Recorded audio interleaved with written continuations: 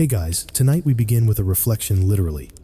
You're standing in front of a bronze mirror, polished to a blinding sheen sunlight bouncing off it in hot golden shards. The year is somewhere around 500 before the Common Era, and you're in a courtyard in Corinth. The air smells of olive oil and limestone, and there's a slave fanning the flies away from the figs.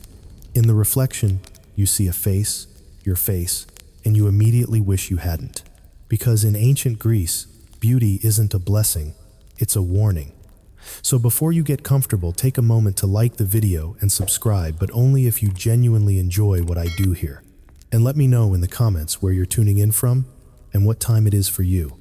It's always fascinating to see who's joining us from around the world. Now dim the lights, maybe turn on a fan for that soft background hum, and let's ease into tonight's journey together. You blink, and the reflection seems to blink back slower than it should. The bronze mirror wobbles slightly like the gods themselves are checking whether they got your symmetry right. Beauty here isn't just a matter of taste, it's a matter of fate. The Greeks believed the human form was a direct echo of divine design. A perfectly sculpted body wasn't just nice to look at, it was evidence of cosmic approval. The problem: the gods were famously bad at sharing their best ideas. If you were too handsome, too radiant, or too graceful, you risked catching the wrong kind of attention from both Olympus and your jealous neighbors. You might be adored, yes, but you might also be hunted. Beauty drew eyes, and eyes in ancient Greece were dangerous things. Every glare could be envy, every compliment a curse. The concept of the evil eye, the Bascania, haunted everyday life. Mothers tied little charms to their babies' wrists to protect them from admiration that came with too much intensity. "You're so beautiful," someone might say, and everyone else would immediately spit on the ground 3 times for safety. Historians still argue whether the Greek obsession with beauty was primarily spiritual or social, but to the people living it, it was both. To be beautiful was to walk a line between human and divine, and the divine had rules you didn't want to break. The story of Narcissus is practically a public service announcement. The guy sees his reflection, falls in love, and withers to death beside a pond. You might laugh, but in this world, mirrors are suspect objects. They don't just show you, they might show you what the gods think of you. You catch sight of your reflection again, sunlight glancing across your cheekbone, and one of the older women in the courtyard makes a warding gesture. She's muttering a prayer under her breath. Half compliment, half exorcism. May Aphrodite not notice. That's not jealousy, that's survival instinct.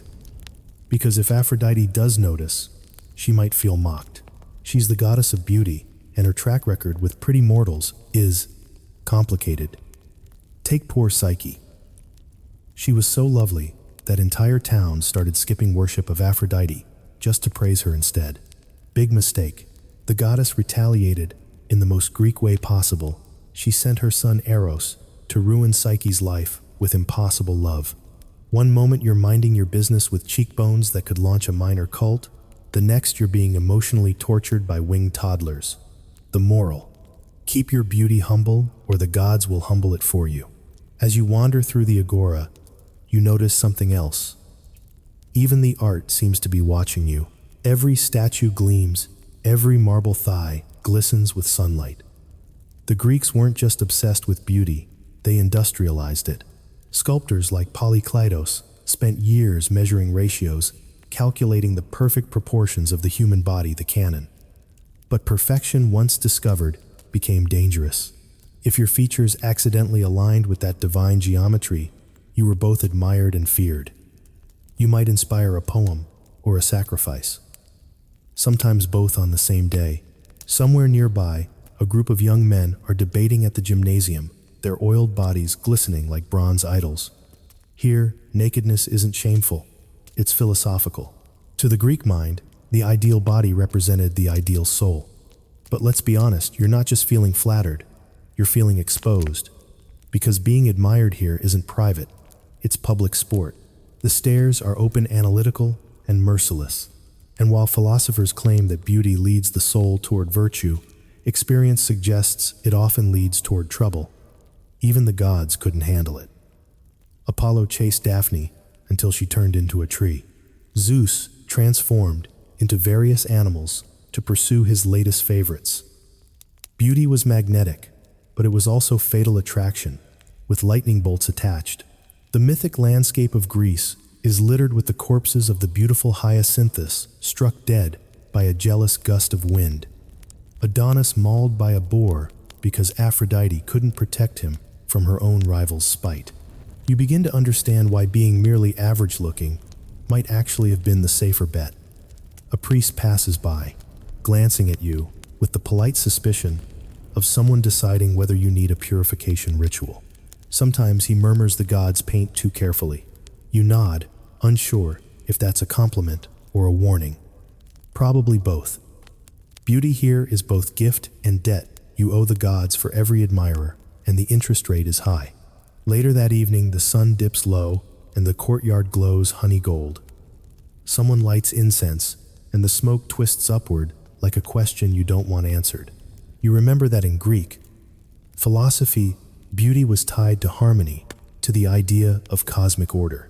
To be perfectly beautiful was to be dangerously close to divine perfection, and mortals were never meant to stay in that realm for long. Perfection attracts punishment. Just ask Arachne the weaver, who outshone Athena. She was turned into a spider, condemned to weave forever, a reminder that human talent like beauty should know its limits. You step back from the mirror, but the reflection follows. The bronze gleams in the fading light, and for a heartbeat, you swear you see something move behind your eyes. A shimmer, a trace of gold, maybe a god looking back. The breeze picks up, carrying whispers from the temple district. Someone is praying to Hera, someone else to Aphrodite. Both prayers sound like apologies. You realize that in ancient Greece, beauty isn't just admired, it's accounted for. The poets say the gods made humans in their image, but the fine print says they reserve the right to smite you for resembling them too closely. Being too pretty isn't a compliment, it's an occupational hazard, and as you walk away, you can't shake the feeling that every gaze, divine or mortal, carries the same quiet message: remember your place. The stars rise faint and cold, and somewhere across the Aegean, the temple bells ring. You pull your cloak tighter, head lowered, because now you understand the rule, carved invisibly into every marble statue. Beauty in Greece is sacred, but sacred things always belong to someone else. You wake the next morning to the sound of sandals scraping marble. The air smells faintly of salt and crushed lavender. Somewhere beyond the courtyard, the sea hums a low, endless note that feels like time itself. The mirror from last night sits where you left it, still catching a weak patch of sunlight. You try not to look at it, but of course you do. And there it is again, that same flawless face that feels like someone else's property. You're in Athens now, where beauty isn't just skin deep, it's a form of social currency. The city worships symmetry as if it were law. Statues, plays, even politics all orbit the same golden ratio. And if your face happens to fit it, congratulations. You've just become a walking lightning rod for attention and danger. The Greeks called this dangerous charm kalos, divine beauty, the kind that stirred both love and envy. To possess kalos meant you were closer to the gods than you had any right to be. And as history or myth like to remind people, mortals who crossed that line didn't end well. You hear stories whispered in the agora about women so beautiful they vanished, men so handsome they went mad, and sculptors who fell in love with their own creations. In this city, being admired is almost a diagnosis. A philosopher at the corner is lecturing about moderation. Too much of any good thing he says destroys balance. He's talking about virtue, but his eyes flick to you. You shift uncomfortably. You've heard that line before. It's basically ancient Greece's national motto. Don't fly too high, don't shine too bright, and definitely don't let the gods feel upstaged. Across the street, two older women gossip as they sell garlands. That girl looks like a statue, one mutters. Careful, says the other, crossing herself. Statues turn to stone for a reason. You're not sure if she's joking. Probably not. In this world, compliments come wrapped in superstition. Take Helen of Sparta. She was the standard everyone pretends not to compare you to. Daughter of Zeus himself, Born from a swan's questionable night out, Helen grew up to embody perfect beauty. So perfect, it set entire empires on fire. Kings lined up to marry her. When she chose one, the others swore a pact to defend that marriage. It sounded romantic until she was abducted, maybe seduced, maybe stolen, and that tiny domestic problem escalated into a 10-year continental war. Thousands died, cities burned, and poets still can't decide whether she was victim or villain. Being too beautiful, Helen proved, wasn't a dream. It was a geopolitical crisis, and the Greeks learned a bitter lesson. The prettier, the mortal, the angrier, the gods, the deadlier, the consequences. You pause at a fountain where children are splashing in the sunlight. A mother scolds one for laughing too loudly, then smooths her daughter's hair behind her ear. "Don't draw attention," she warns softly. "It brings eyes." It's said so casually, you almost miss the fear in it. You start to understand that modesty here isn't humility. It's camouflage. Historians still argue whether the Greeks feared female beauty more than they worshipped it, but daily life leaves no doubt. Women powder their faces with ground white lead, not to shine, but to pale, to dull what the sun might glorify. They cover their hair not from prudence, but protection.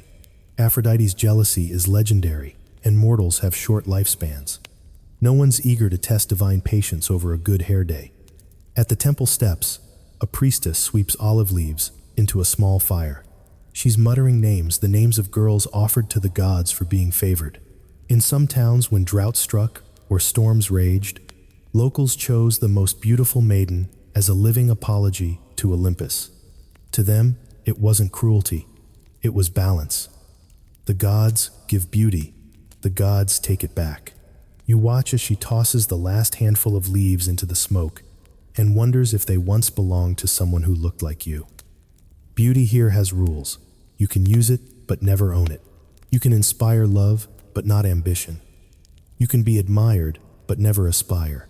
Men may praise your face in poetry, but they'll also warn each other that it tempts ruin. The philosopher Hesiod once wrote that the first woman, Pandora, was made beautiful as a trap. It wasn't a compliment, it was a theological conspiracy. The gods created her lovely so that men would never stop blaming her for their misfortunes. You wander through the market, listening to the sounds of commerce and flirting. A fishmonger is telling a story about a boy from Lesbos so beautiful that even Apollo paused to listen when he sang. The god kissed him, the man says, and the boy died instantly. The body couldn't bear it. He laughs as if it's just another folk tale, but the punchline lands heavy. The lesson is clear. Beauty invites contact with the divine, and mortals are rarely built for that voltage. By midday, the sun is brutal. You hide in the shade of a column and feel the marble's cool touch against your back. For a second, you envy the statues. They're adored, immortal, and untouchable. No gossip, no danger. But then you remember the sculptors who carved them, men like Praxiteles, who fell in love with his own model and offered her likeness to Aphrodite herself. According to rumor, the goddess accepted the statue and later arranged for the model to die young. It's the sort of cosmic plagiarism fee that comes with existing in the same aesthetic category as a deity. A young man stops nearby and bows politely. "You look like a story waiting to happen," he says. You've heard worse pickup lines in worse centuries, but his tone carries a trace of awe. You manage a smile, careful, modest, like someone tiptoeing near a cliff. He leaves a sprig of myrtle at your feet, a flower sacred to Aphrodite, and walks away. You're flattered, terrified, and briefly tempted to throw the flower into the nearest fire pit, just in case. That night, as torches flicker along the colonnade, you sit by the sea. Waves slap the rocks with slow rhythm, and the horizon glows faintly, where fishermen's lamps bob like fallen stars. Somewhere behind you, a lyre plays soft, yearning ancient. You remember what the poet said, "Beauty is the shadow of pain." It's a warning, disguised as praise. The wind shifts, carrying the scent of salt and smoke. You think about Helen again, how every compliment she ever received probably sounded like a countdown. You think about Psyche punished for being admired, about Arachne cursed for talent mistaken as arrogance, and suddenly the myth stops feeling like myth. It feels like policy. You run a fingertip along the water's edge and see the moon ripple in the waves. For a heartbeat, your reflection wavers beside it, your own face, and something else faintly shimmering. Maybe it's the goddess, maybe just the tide. Either way, you whisper the words everyone learns here. Sooner or later, beauty is the beginning of trouble. The waves don't answer, but they don't need to. In Greece, they've been repeating that truth for thousands of years. You pull your cloak tight, rise slowly, and walk back toward the flicker of temple torches. Tomorrow, people will stare again, whisper again, praise again. But tonight, under the watchful eyes of jealous stars, you finally understand in this world being too pretty isn't luck. It's a liability written in myth, marble, and memory. By dawn, the city is already humming. You hear sandals scuffing over cobblestones, vendors shouting prices, and somewhere a goat that has absolutely had enough of philosophy. You pull your cloak tighter and step out into the pale gold of morning Athens, trying not to draw attention. But here, that's impossible. Eyes follow you, the same eyes that looked at statues yesterday. Now look at you, scanning, comparing, calculating. Because in ancient Greece, beauty isn't private. It's public property. You walk past a group of men outside a symposium, still recovering from last night's wine and debates about truth and form. One of them, red-eyed but eloquent, waves his cup at you. You there, he says, are proof that the gods have good taste and worse manners. Everyone laughs, but the laughter feels sharp-edged. Compliments in Greece are always double-edged swords. Philosophers like to say, beauty is a reflection of virtue. Plato himself argued that physical beauty points to the beauty of the soul. But most people here seem more interested in how your hair catches the sun than in your metaphysical alignment. And while they talk about ideal forms, you've started to notice something. Every ideal seems to come with a warning label. The marketplace hums with gossip, and you hear snippets of stories carried like pollen from one stall to another. Did you hear about Coronis? Someone whispers. Apollo loved her, but she looked at another man. He burned her alive. Another merchant chimes in. That's nothing. There was Callisto, too lovely for her own good. Artemis turned her into a bear. You pretend not to listen, but the air itself seems full of moral lessons, disguised as bedtime horror tales. Beauty here is currency, but it's also evidence. It proves the gods touched you, and therefore have the right to reclaim you whenever they want. You pass a mural of Aphrodite, her painted face faded by centuries of Sunday. She's smiling faintly, a kind of divine smirk that says, "Go ahead, be lovely, I dare you." Her hand is outstretched, offering an apple, and you remember the myth that started it all. The Judgment of Paris, a beauty contest between goddesses Aphrodite Hera and Athena that ended with a golden apple and a 10-year war. It's poetic justice. Really, even divine beauty competitions end in bloodshed. You pause near a fountain to wash your hands. The water glints like liquid bronze, and for a second you see your reflection again. Behind it faintly, the temple's columns rise like ribs of the gods themselves. You can't tell if you look blessed or condemned. Maybe both. A young girl approaches, balancing a jug on her shoulder. She glances at you, then looks away too quickly, murmuring a tiny prayer.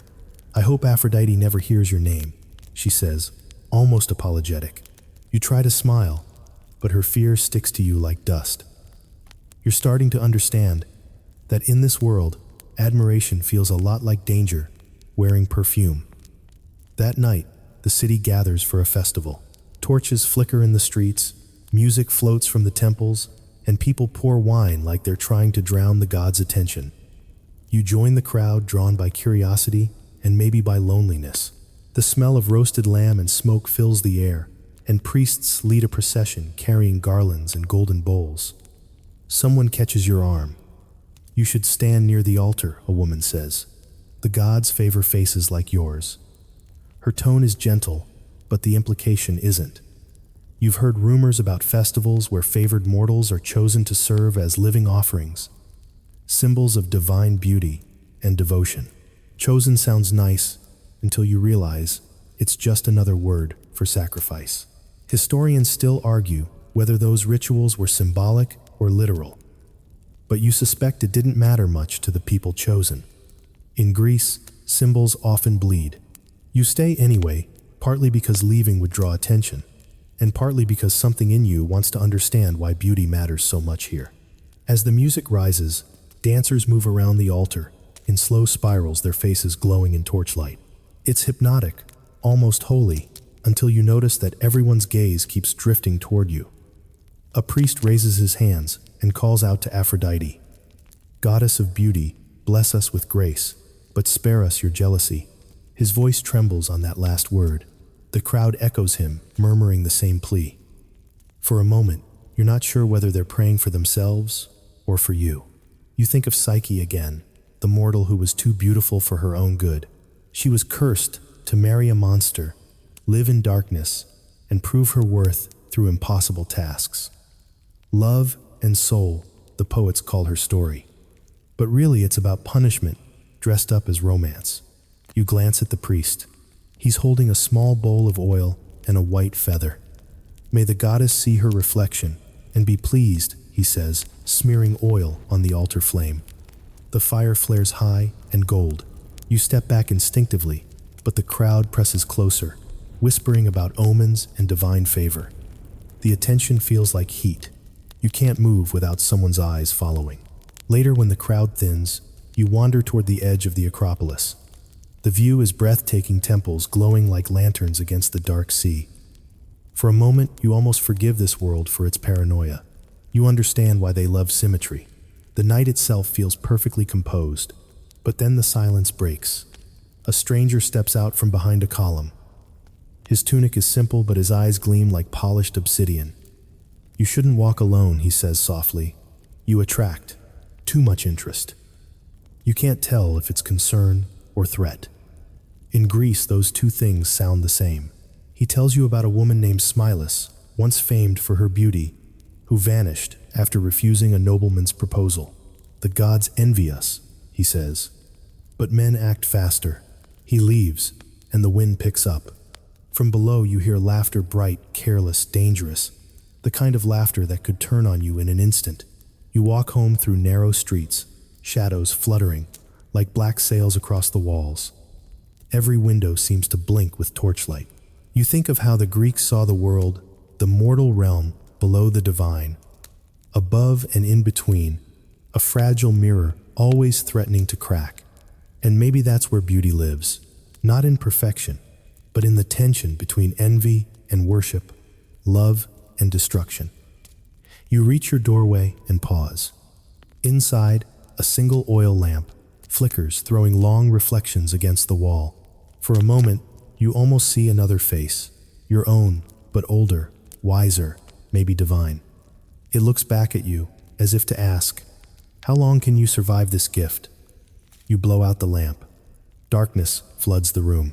Somewhere outside, thunder rolls across the horizon. It doesn't rain. It never rains when the gods are watching.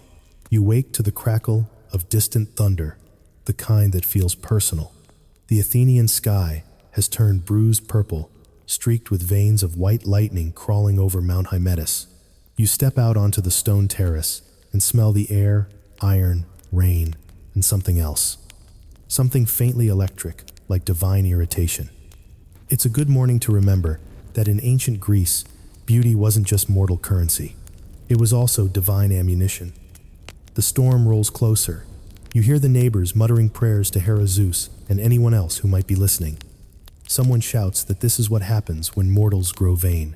You resist the urge to shout back, "I didn't ask for this face, thank you very much." But that's the thing about divine wrath. It doesn't really care about intent. The gods see they feel threatened, and then someone gets turned into a plant. You wander toward the temple district, where marble glistens with new rain. Every column seems alive, slick, with water reflecting the sky like a forest of mirrors. The priests are out inspecting the clouds, interpreting omens. One of them catches sight of you and freezes mid-gesture. He stares for a moment too long.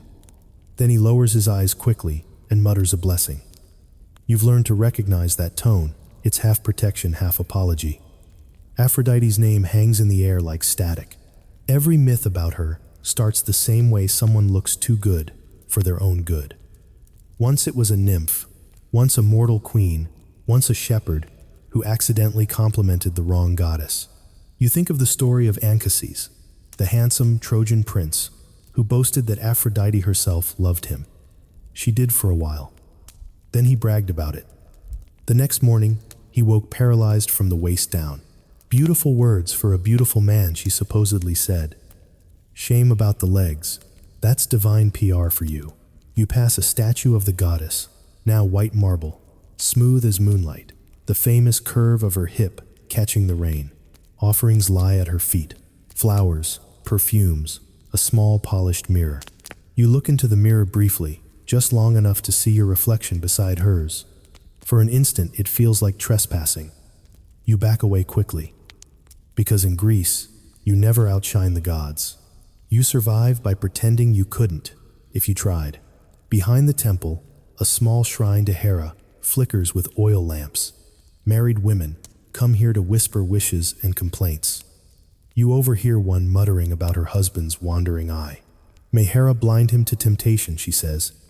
Then glancing at you, she adds, and may she spare those who tempt without meaning to. You're not sure if that's a curse or an apology. Maybe both. Historians still debate whether Greek society feared beauty more than it celebrated it. But for the people living it, there was no difference. The same face that inspired poets could also inspire suspicion. Artists were praised for sculpting perfect forms, but living versions of those forms, real people, were another story. The Greeks could worship the ideal, but they distrusted the individual who embodied it too well. A philosopher might call it hubris, the sin of stepping beyond one's human limits. But here, hubris could simply mean having cheekbones that made Apollo jealous. By midday, the rain has stopped, and the streets steam. Under the sunday, you duck into a shaded courtyard to escape the glare. There, an old woman is painting clay masks, white faces, with exaggerated smiles and hollow eyes. For the festival of Dionysus, she explains. Beauty frightens the spirits. These keep them away. She glances up at you. You might need one yourself. You take the mask she offers. Its blank expression, somehow mocking your own. You turn it over in your hands, tracing the smooth clay. For the first time, you understand that in this world, masks aren't just costume, they're camouflage. They give you permission to exist without consequence. That evening, you attend a small gathering at a poet's house near the Acropolis. He's famous for his tragedies, and his idea of entertainment involves reading drafts aloud until everyone quietly wishes for an early death. But the wine is good, and the guests are talkative. You sit in a corner, half listening, half hiding. A young sculptor named Diodoros starts telling a story about his latest commission, a statue of a goddess for the temple at Delphi. She came to me in a dream, he says dramatically, and demanded I carve her image exactly as I saw it. Someone laughs. And did you? Diodoros nods, eyes shining. I did. Perfectly. A chill runs through the room. The laughter fades. Everyone knows what happens to artists who claim perfection. Diodoros doesn't notice. The marble cracked the next day. He continues right through the heart. He smiles proud. Proof that I captured her essence. You sip your wine and quietly think, proof that you've been cursed, actually. Outside, the night hums with crickets. The poet recites a verse about beauty and death, his voice low and rhythmic. The gods make beauty fragile, so they can break it quickly. The words settle like dust on your skin. You remember the festival, the eyes, the prayers whispered, half in awe, half in fear. Maybe beauty here isn't meant to last. Maybe it's designed to self-destruct, to remind mortals that they're temporary copies of divine originals. As the gathering ends, you walk home through streets lit by small oil lamps. The air is cool now, the storm forgotten. You pass a wall where someone has scratched a crude message in charcoal. Don't look too long. You're not sure whether it's graffiti or prophecy. At home, you light a small lamp. The bronze mirror on your table gleams faintly, still wet from earlier rain. You should ignore it. You should blow out the light and sleep. But curiosity wins. You look. The reflection isn't quite right. The face staring back seems slightly older. The eyes sharper, like they know something you don't. For a moment, it's as if Aphrodite herself is looking through you rather than at you. You blink, and the image returns to normal. Outside, thunder murmurs again. Somewhere deep in the clouds, the gods are gossiping. You imagine Aphrodite sighing, Hera rolling her eyes, Athena muttering about mortals who never learn. You can almost hear them. You lie down, but sleep doesn't come easily. You think of Diodorus and his cracked statue. You think of the old woman's mask. You think of how every beautiful face in Greece seems to be rehearsing its own downfall. Maybe beauty here is less a gift than a rehearsal, a gentle introduction to tragedy. After all, the Greeks invented both theater and irony. You close your eyes. The night smells of wet stone and olive smoke. Somewhere, a priest is whispering to the dawn, asking for mercy, for modesty, for balance. You hope the gods are listening, but deep down you know they aren't. They never listen to the beautiful ones. You wake to the sound of flutes, echoing through the hills, a soft, trembling tune carried by the morning wind. The storm has passed, but the city still feels damp and watchful. You pull your cloak close and step out onto the street, careful not to slip on the rain-darkened stones. Somewhere nearby, the temple bells are ringing, slow, deliberate, like the heartbeat of Olympus. Today is festival day. You can tell by the garlands hanging from doorways and the smell of honey cakes drifting from every corner. The feast of Aphrodite. The day mortals remind the goddess she's still the most beautiful being in existence. A very polite insurance policy against divine jealousy. But you notice something odd. No one here looks directly at the statues. Women bow their heads. Men avoid the temple's gaze. Even the children stare at their feet as they scatter flower petals along the marble steps, because everyone knows Aphrodite's eyes are carved open for a reason. She sees everything, and if she doesn't like what she sees, things tend to go badly for the competition. You follow the crowd toward the temple square. The air smells of myrrh and rose oil, rich and dizzying. Marble columns rise above you, each draped with white fabric that ripples like waves. Priests in bright robes chant prayers, their voices blending with the hum of bees and the murmur of the sea beyond the city walls. It should be beautiful. It is beautiful. But under all that splendor, there's tension, the kind that makes your neck prickle. Historians still argue whether the Feast of Aphrodite was about love, fertility, or fear. Standing here, you suspect it was all three.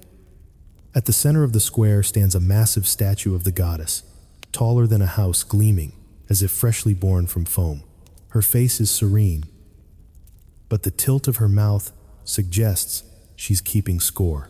Offerings pile at her feet, necklaces, gold combs, painted mirrors. A group of young women kneel, offering strands of their hair as tribute. You watch one, hesitate, a girl barely 16, and the priest behind her gently pushes her forward. She flinches, then bows. The message is clear: beauty belongs to the goddess first. Someone hands you a wreath of laurel and gestures toward the altar. You shake your head, but they insist. Everyone must give something, the woman says, especially the beautiful. You freeze. There's no malice in her voice, just an ancient kind of logic. The same tone you'd use to say, fire burns, or water flows downhill. You glance up at the statue again. The goddess's stone eyes catch a shard of sunlight and flash white for an instant. You look away. Later, you find a quiet corner behind the temple gardens, where the olive trees grow thick and the air feels less divine. The priestesses' voices drift faintly over the walls, chanting in slow rhythm. You close your eyes, breathing in the scent of herbs and rain-washed soil. For a moment, you almost believe you're safe. Then a voice says, "You shouldn't be alone today." You open your eyes to find an old man sitting on a bench, polishing a bronze bowl. His tunic is plain, but his eyes are sharp, the color of weathered wood. "Festival days make the gods restless," he says. "They look for someone to notice, and they don't like mortals who look too much like themselves. You study him. You believe that. He shrugs. I saw it once, years ago in Rhodes. A girl named Lycaena, so lovely, even the marble, blushed when she passed. The priests called her blessed. The rest of us called her doomed. He sets down the bowl. A statue was made in her image. The goddess's own likeness, they said. But on the day of its unveiling, the sculptor found it split clean through. Lightning had struck it in the night. The next morning the girl was gone. Some said she was taken. Some said she turned to dust. He leans closer. The gods don't share well. You thank him quietly and leave heart thudding. As you walk back toward the city center, you pass a group of artisans cleaning the temple steps. One of them looks up and smiles. Careful stranger, festivals make fools brave. You smile back, unsure what that means, until you notice how many men are watching from the shadows. Compliments here are currency, but also danger, especially on a day devoted to the goddess of desire. You pick up your pace. By afternoon, the heat is thick and golden. You find refuge in the pottery quarter, where kilns glow and air shimmers with dust. A young woman named Melanippe offers you a seat by the doorway. She's covered in clay, her hands streaked with red. We make faces, she says, with a grin, lifting a half-finished vase. The gods like faces, especially hers. The vase shows Aphrodite reclining on a couch, surrounded by nymphs and mirrors. But Melanippe adds something new, a tiny mortal woman kneeling nearby, her face turned away. That's you, she says teasingly. The ones who forget to bow. You laugh, but there's a shiver underneath it. What happens to her, you ask? Melanippe shrugs. Depends who's watching. As the sun sinks lower, the festival begins to shift. The music grows faster, the wine stronger. People start dancing in the streets, hands raised, hair unbound, every movement an invitation. It looks like joy, but it feels like pleading. The Greeks believed celebration kept the gods entertained and distracted. The louder the laughter, the less chance of lightning. You're drawn into the crowd despite yourself. Someone presses a cup of wine into your hand, sweet and heavy with honey. Another garlands you with myrtle leaves. A flute player passes smiling, and the rhythm catches you soft, swaying, endless. For a moment you forget the tension, the superstition, the risk. For a moment you simply exist. Then, through the swirl of bodies, you see a priestess standing perfectly still. She's looking straight at you. The crowd moves around her like water around a rock. She lifts a hand not in greeting, but in warning, and points toward the sky. You follow her gaze. A single cloud curls above the temple, dark and luminous, shaped like a spiral shell. It glows faintly pink, like the inside of an oyster. Beautiful, impossible, wrong. The music falters. Someone gasps. The air tastes metallic. Go, the priestess whispers. You turn and run, pushing through the crowd as thunder cracks overhead. The smell of ozone fills the air, and for a split second the sky flashes gold. You don't look back. You don't have to. You already know whose attention you've caught. When you finally reach your doorway, the streets behind you are silent. The storm passes as quickly as it came, leaving only the faint scent of roses on the wind. You collapse against the wall, trembling. Maybe it was nothing, maybe it was everything. Either way, you understand the message. In ancient Greece, beauty isn't yours to keep. It's borrowed, light, bright, fleeting, and taxable by the divine. And if you shine too long, someone upstairs always comes to collect. You look at your reflection in the darkened bronze once more. For the first time, you see not perfection, but risk. And somehow, that feels truer. Morning comes slowly draped in mist. The festival smoke still hangs in the air, faintly sweet, faintly burnt, as if the city itself hasn't quite recovered from last night's divine hangover. You rise to find petals scattered across the street, trampled roses, wilted laurel leaves, wine-stained footprints. The feast of Aphrodite has ended, but its echo lingers in every corner. Athens feels like a temple, after closing hours, beautiful but haunted. You walk toward the hills away from the city's hum. The air grows cooler, cleaner. Somewhere above the Acropolis gleams in the early light white marble, cutting through fog like a blade. And for the first time in days, you can hear your own thoughts again. The question that's been clawing at you since you arrived returns. Why is beauty always dangerous here? Maybe because in Greece, beauty is proof of the gods, and proof is threatening. To resemble them too closely is to blur the boundary between mortal and divine. The Greeks didn't fear ugliness, they feared resemblance. The closer you got to perfection, the more likely someone or something would take offense. As you climb the hill, you pass shepherds driving goats along narrow paths. One of them squints at you, makes the sign against the Bascania, the evil eye, and mutters, "Cover your face before the gods notice." You tug your hood lower. He nods approvingly and adds, "They punish what they envy most." Historians still debate whether the Bascania was superstition or social control, but it worked either way. It kept people humble, hidden, fearful. The Greeks might have invented democracy, but their gods still ran the beauty pageant. At the crest of the hill, you find an old stone well surrounded by olive trees. A woman is sitting there drawing water with a rope worn smooth by centuries. She looks up and smiles, wrinkles radiating from her eyes like sunbursts. "You're running," she says. "From what you ask." "From being seen," she replies. "Everyone does once they understand the rules." She offers you a drink from her clay cup. The water is cold, metallic, shockingly clear. "Do you know the story of Cassiopeia?" she asks. You nod vaguely. "Boasted she was more beautiful than the Nereids." The old woman chuckles. "And for that Poseidon sent a sea monster to eat her daughter. Imagine that, punished not for what she did, but for what she looked like." She sighs. In Greece, pride isn't measured in deeds. It's measured in reflections. You look down into the well. The water trembles with light, your face rippling on its surface. For a second, you swear you see another face beside it. Older, crueler, golden-eyed. The vision vanishes when you blink. The woman watches you closely. "You've been noticed," she says. "Be careful. When gods notice, they don't forget." You thank her and continue down the slope, trying to shake off her words. But the wind carries them with you like dust on your shoulders. By midday, you reach a small village near the coast. It's quieter here, just fishermen. Stone houses, the rhythmic thud of waves against rock. You sit on a low wall and watch children playing by the shore. They chase each other with driftwood swords, shouting the names of heroes. "I'm Achilles," one boy yells. "I'm Odysseus," shouts another. A girl joins in, brandishing a shell. "I'm Helen," she declares, and the others laugh. "You can't be Helen," one boy says. "That means we all die." The laughter fades quickly. Even children here know what that name means. You look toward the horizon, where the sea glows like hammered silver.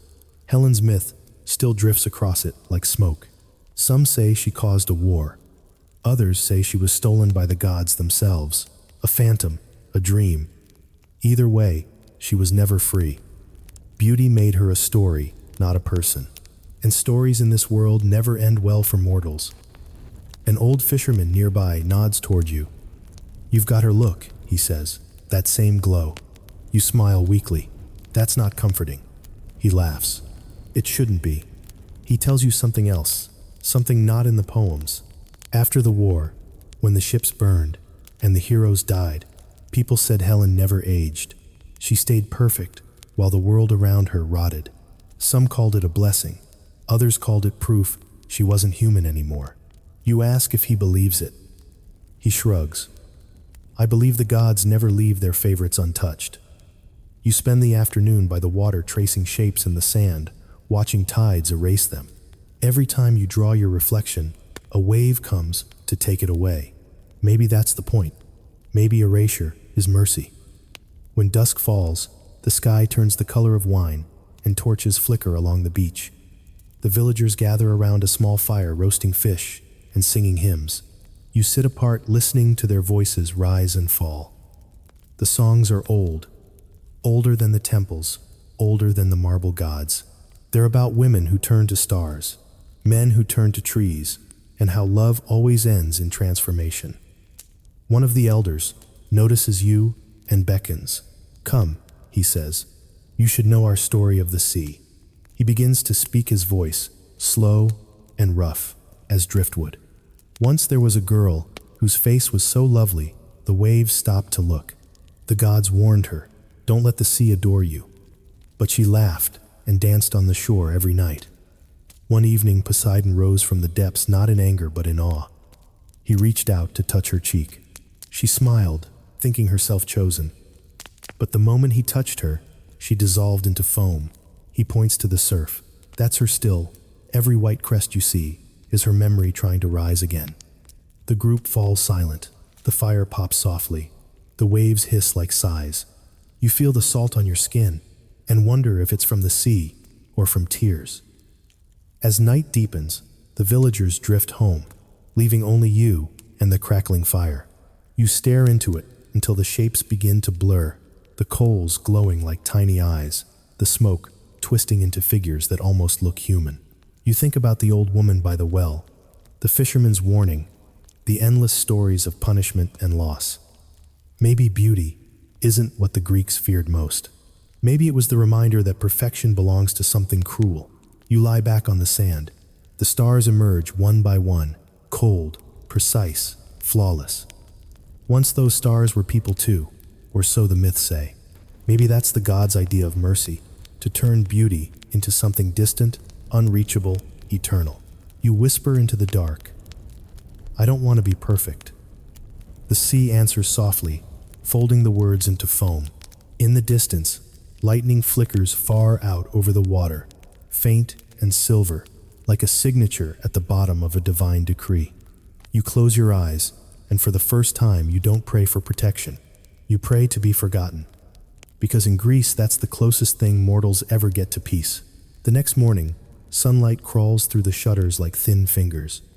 You wake slowly, surrounded by the smell of salt and wood smoke. The sea hums softly outside, calm again after last night's faraway storm. For a few seconds, you almost forget where you are. Then you hear a child shouting a familiar word, Aphrodite, and it all rushes back. You step outside barefoot, the sand still cool beneath your feet. The fisherman from yesterday waves from the shore, mending his nets. "Morning beauty," he calls cheerfully, but even in the greeting there's a hint of warning, the same tone one might use for a stray spark near oil. Compliments here always sound like prophecies. You help him pull his net for a while, watching the way the sun glints off the water. He tells you another story because Greece never runs out of them.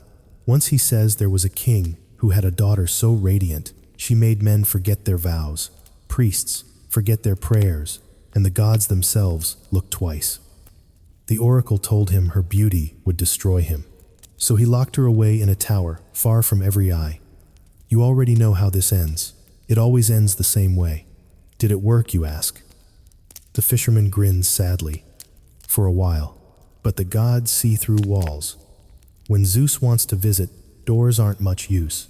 He chuckles, but his eyes stay fixed on the horizon. That's the problem with trying to hide what the gods made bright. They always find it again.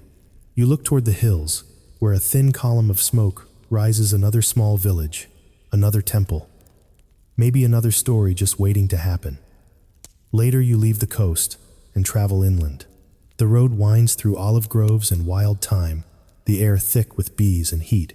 Along the way, you pass a procession, women in white robes, carrying bowls of grain and small clay figures. A young priest walks beside them, chanting in slow rhythm.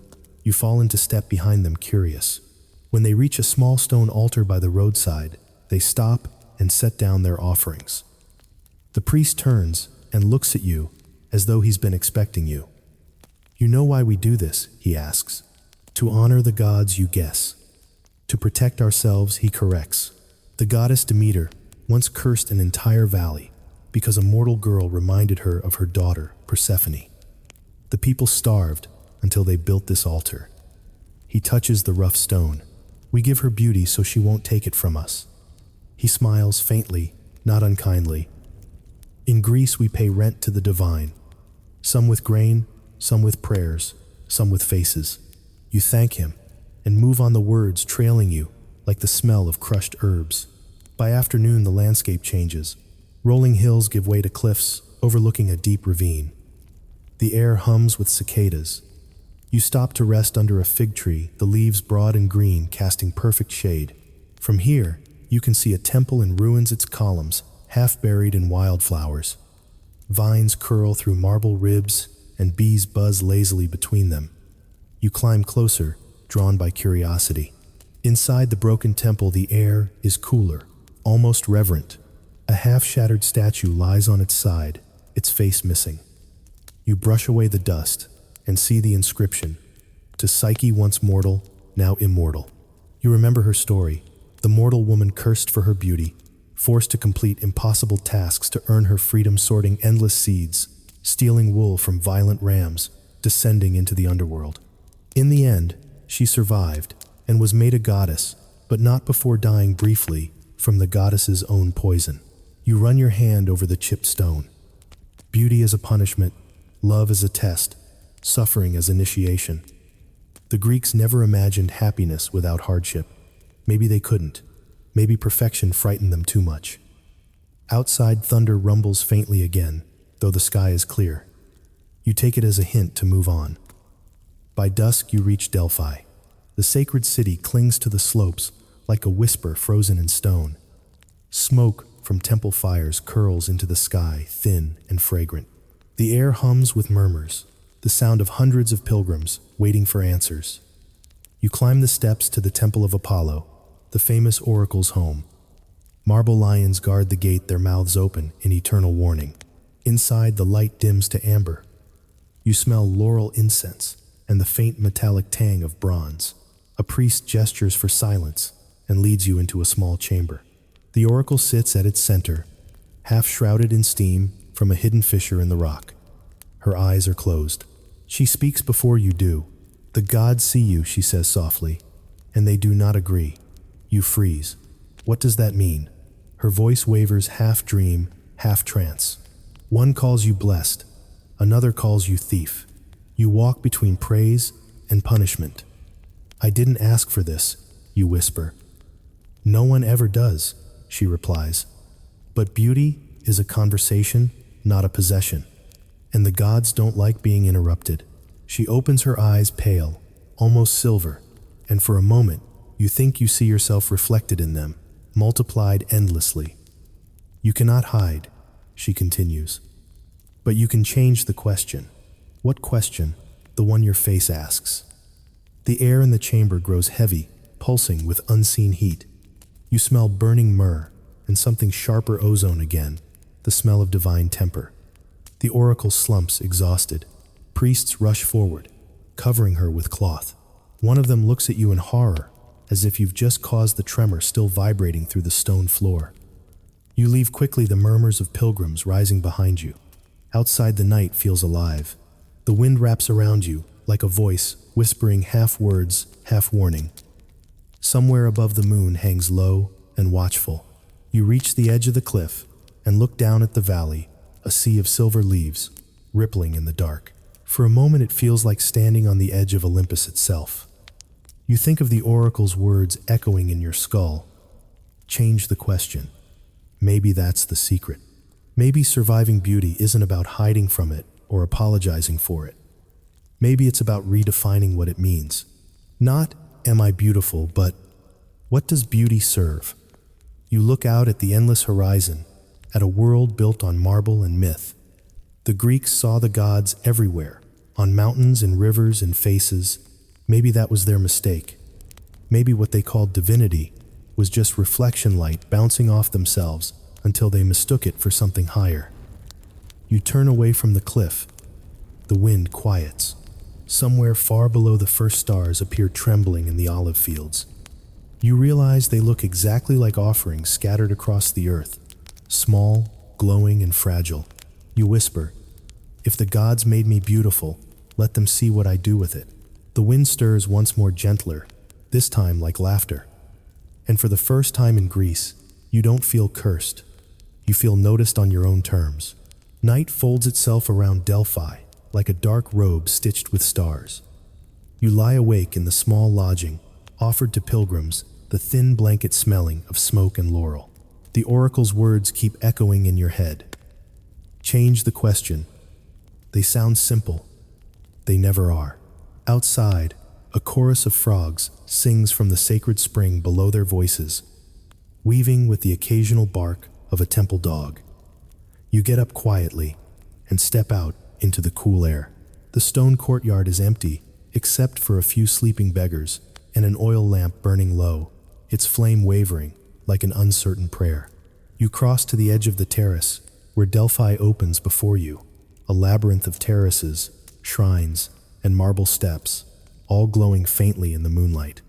Somewhere below the Pythia, still dreams breathing the fumes of prophecy. Somewhere above Apollo might be listening amused. You whisper into the wind, "If beauty is punishment, what does that make you?" The wind doesn't answer, but it shifts, brushing against your cheek like a hand, warm, almost human. At dawn, you descend the sacred way that winds down the slope. Pilgrims are already arriving, soldiers, mothers, politicians, all waiting for truth in exchange for sacrifice. You keep your hood up, but the guards at the gate still glance twice, their gazes lingering in that familiar mix of admiration and unease. You travel east toward Thebes, a city of myths and warnings. The road cuts through dry hills dotted with wild poppies, their petals glowing crimson in the sunday. By midday, you reach a small spring where travelers rest. An old bard sits nearby tuning his lyre. He nods as you sit. "You came from Delphi," he says, not asking but knowing. "Yes," you reply. "Then you've already heard what you needed," he says. "But you'll still need to see it." He plucks a single low note, the sound trembling in the air. "Do you know the tale of Niobe?" You nod, though everyone in Greece does.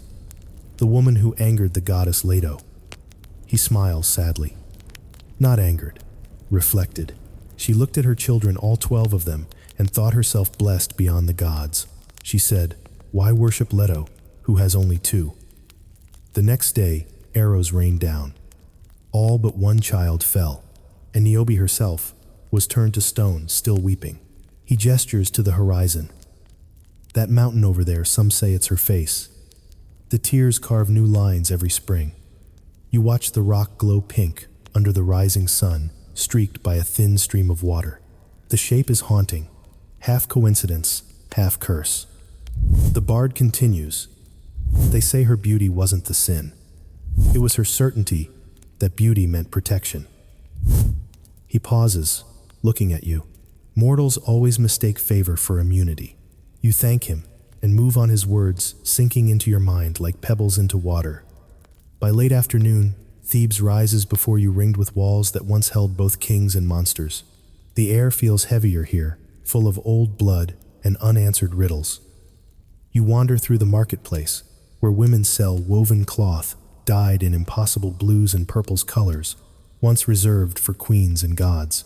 A merchant gestures you over. "You have a face for my dyes," he says. "Wear this, and even Aphrodite will take note." You step back instinctively. "That's what I'm trying to avoid." He laughs, not understanding. No one avoids the goddess. She sees every reflection, eventually. That evening, you climb to the ruins of an older shrine at the city's edge. The wind smells of time and iron. The pillars are cracked, their carvings worn smooth by centuries. You sit on a fallen block and watch the first torches flicker to life below. For the first time, you feel something close to pity for these people. The constant prayers, the rituals, the way every act of living is performed under divine surveillance. No wonder they built such perfect statues.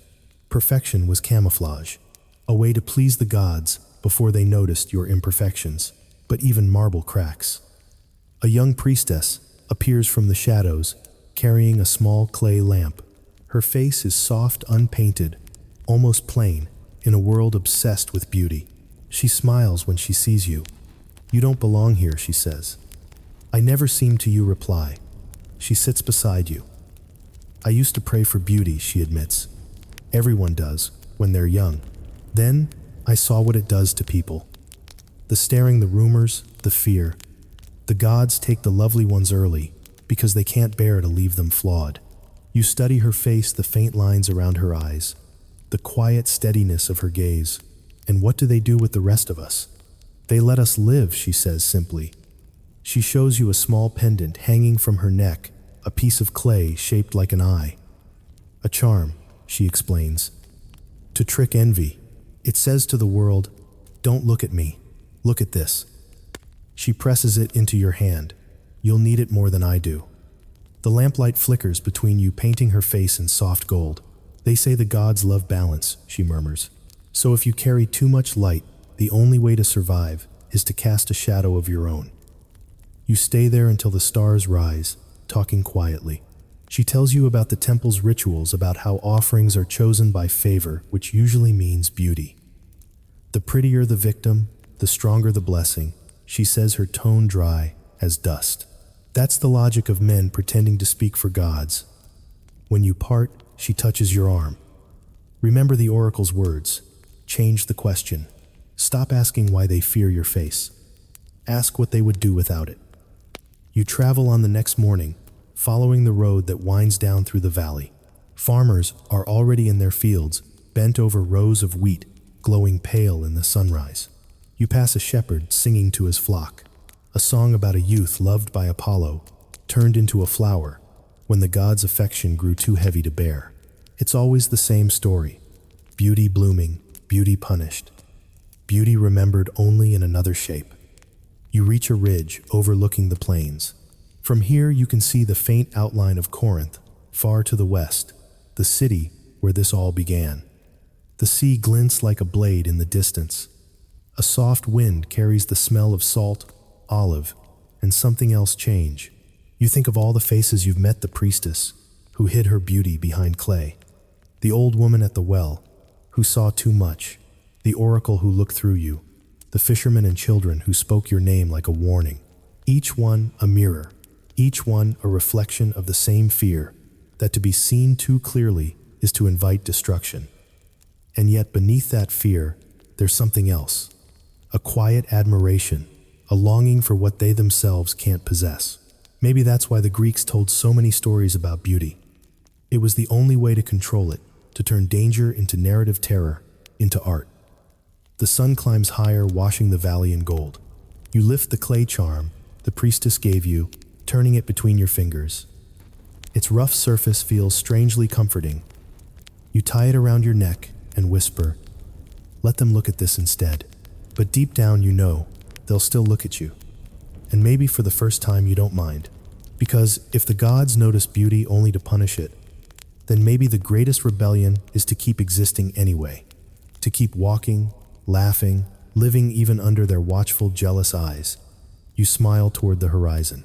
The world doesn't end in lightning today. Maybe that's victory enough. You arrive back in Corinth 3 days later. The same city where this strange journey began. Though everything feels different now. The streets are familiar, the smell of olives, goats, and salt. But the world behind your eyes has shifted.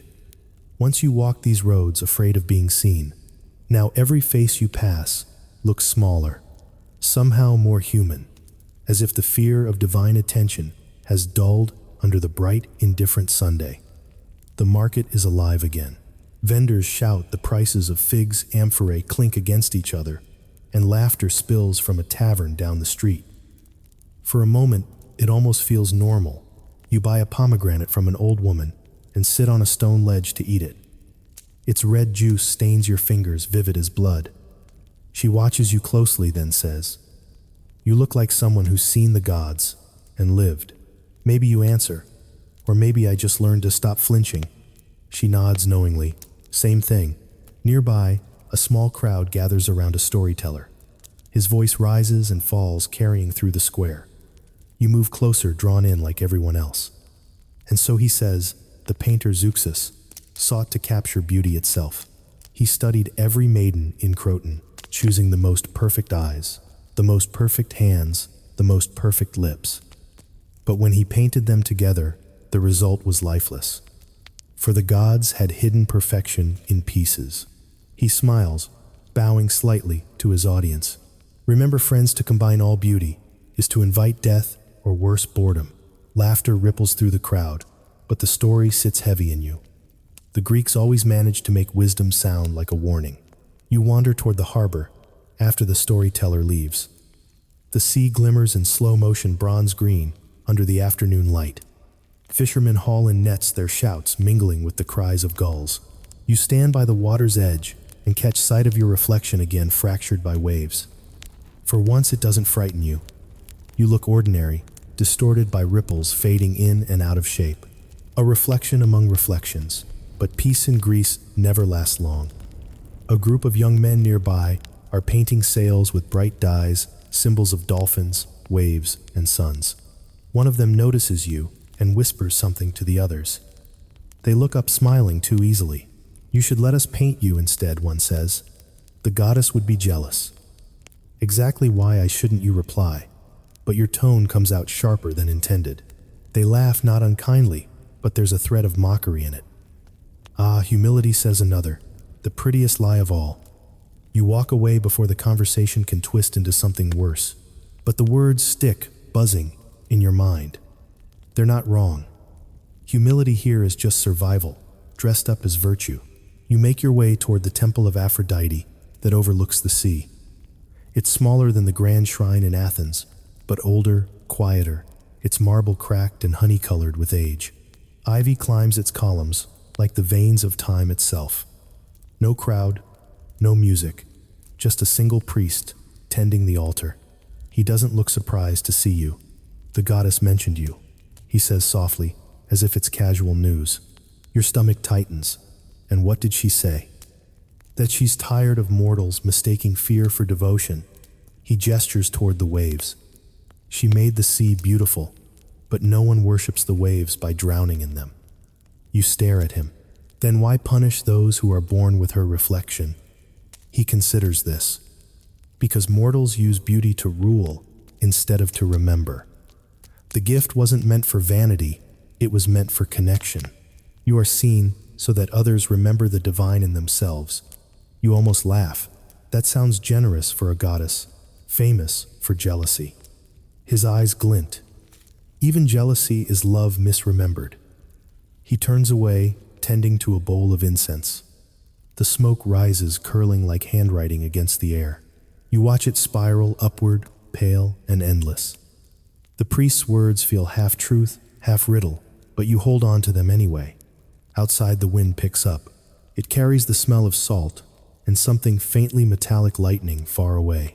You sit on the temple steps, tracing small grooves in the marble with your thumb.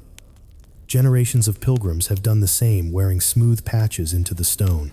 You realize suddenly that fear itself has been worshipped here longer than any god. As the sun begins to set, a group of women approaches, carrying baskets of offerings, shells, flowers, honey. They stop when they see you.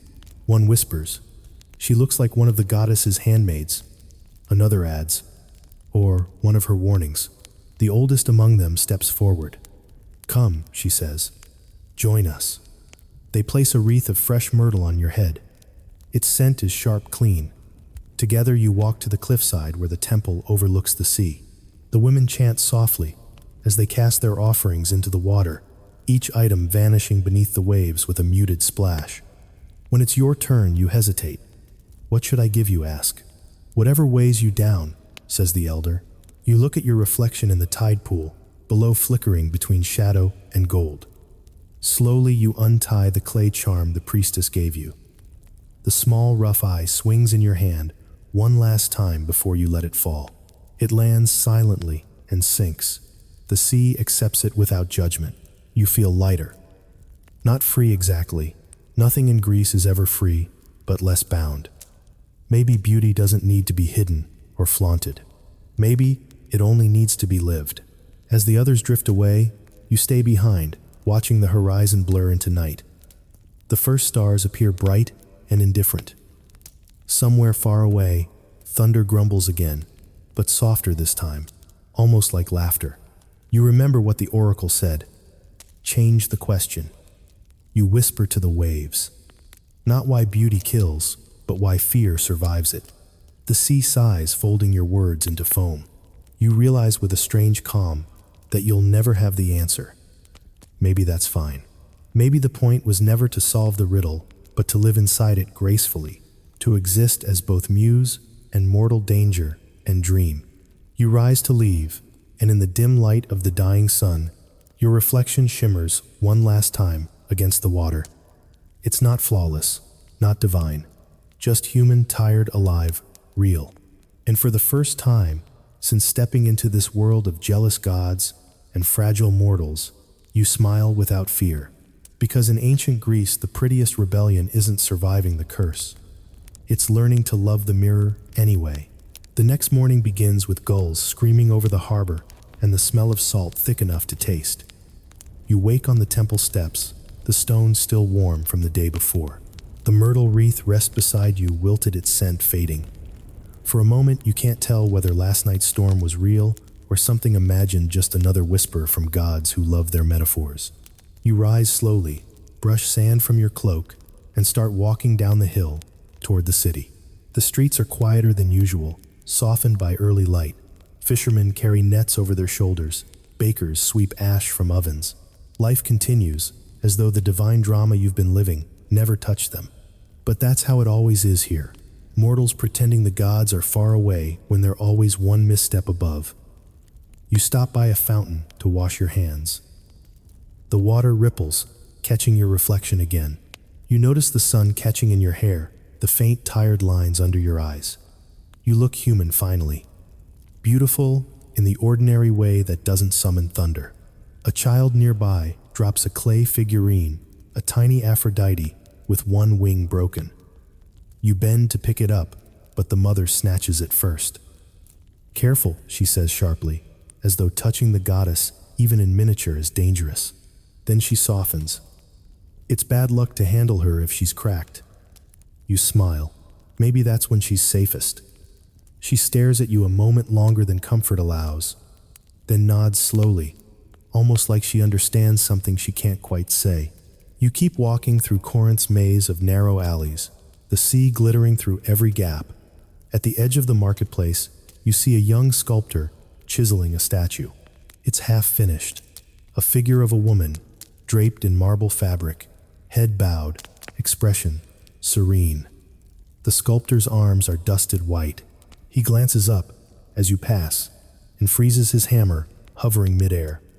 "Stay there," he breathes. "Don't move." You sigh. "Not again." "I've been trying to carve her," he says, gesturing to the block. "But now, I see I was missing the curve of the mouth, the sadness. That's the secret. The gods never look sad enough." You laugh softly. Maybe that's because they don't have to live with the consequences. He tilts his head, studying you. "You sound like a philosopher. Only by survival," you reply, and move on, before he can immortalize you in stone. The road out of the city is lined with olive trees, their leaves whispering in the wind, like 1,000 small conversations. You follow it uphill, toward a quiet village, where the air smells of earth instead of incense. There, among the terraces, lives an old healer named Thais, a woman rumored to know the difference between divine curses and human ones. When you arrive, she's grinding herbs on a flat stone. "You've walked far," she says, without looking up. "And you've been watched even farther." You sit. "Then you know why I'm here," she chuckles. "Everyone here is haunted by beauty. Some chase it. Some flee it. You look like someone trying to negotiate with it." You tell her everything. Aphrodite's storm, the oracle's riddle, the priest's warning. She listens in silence, her hands never stopping their rhythmic grinding. When you finish, she lifts her head. You've been taught that beauty is borrowed. But that's only half the story. She pours the powder into a clay cup and adds hot water. "Drink," she says. "It's bitter truth, but it won't kill you." You taste it, sharp, earthy, strangely comforting. "The gods didn't make beauty to punish mortals," Thais continues. "They made it to remember themselves. Every lovely thing is a mirror they left behind. The problem isn't that you shine. It's that others forget they reflect too." "So what do I do?" you ask. She smiles. "Keep shining, but don't confuse light with invitation." Outside, the afternoon hums with cicadas. You help her gather herbs, rosemary, sage, thyme, while she talks about balance, about how the Greeks once measured everything in proportions, music, architecture, even emotion. They feared extremes, she says. Too much beauty, too much anger, too much pride. They forgot that imbalance is what makes life move. You look at her face lined and sun-browned and realize she's beautiful in a way no sculptor would ever carve, full of time, story, and kindness. You're not afraid of the gods, you ask. Thais shrugs. They're just older versions of us. Vain, dramatic, easily bored. Feed them with respect. Starve them of fear. You stay with her until evening. As the sun sinks, she lights a lamp and sets it between you. There's an old saying, she murmurs. When the gods gaze at you, gaze back. That sounds dangerous. So is living. You walk back to the village, square her words echoing in your head. The first stars appear above, sharp as silver pins. You pass a small pond near the road and stop. The surface is perfectly still, reflecting both sky and torchlight. You kneel and look. The face that stares back is yours. Yes, but calmer, shadowed, softened, human. You remember every warning. Don't outshine the goddess. Don't look too long. Don't be seen too clearly. And for the first time, you break all of them. Are you watching? You whisper to the reflection, to Aphrodite, to whoever is listening. Then watch me live. The breeze stirs. Ripples erase your face, leaving only moonlight. You laugh quietly but freely. Later, you sleep outside beneath the olive trees. Dreams come as they always do here, half myth, half memory. In one, you're standing on a beach made of glass, and every wave carries reflections instead of foam. You see faces: Helen, Psyche, Medusa, Niobe, women who were punished for being beautiful, cursed for being visible. They reach out to you, not in anger, but in recognition. Remember us, they whisper, but don't repeat us. You wake before dawn. The horizon glows faintly pink, the color of a healing wound. Birds call from the fig trees, and a dog barks somewhere in the distance. You pack your things and start walking again, your sandals crunching on dry earth. The road winds upward toward a ridge overlooking the sea. You pause at the top, breathing in the view, the endless water, the pale ribbon of shore, the faint outline of islands beyond. The world feels wide again, bigger than gods, bigger than myths. For the first time, you realize beauty was never the curse.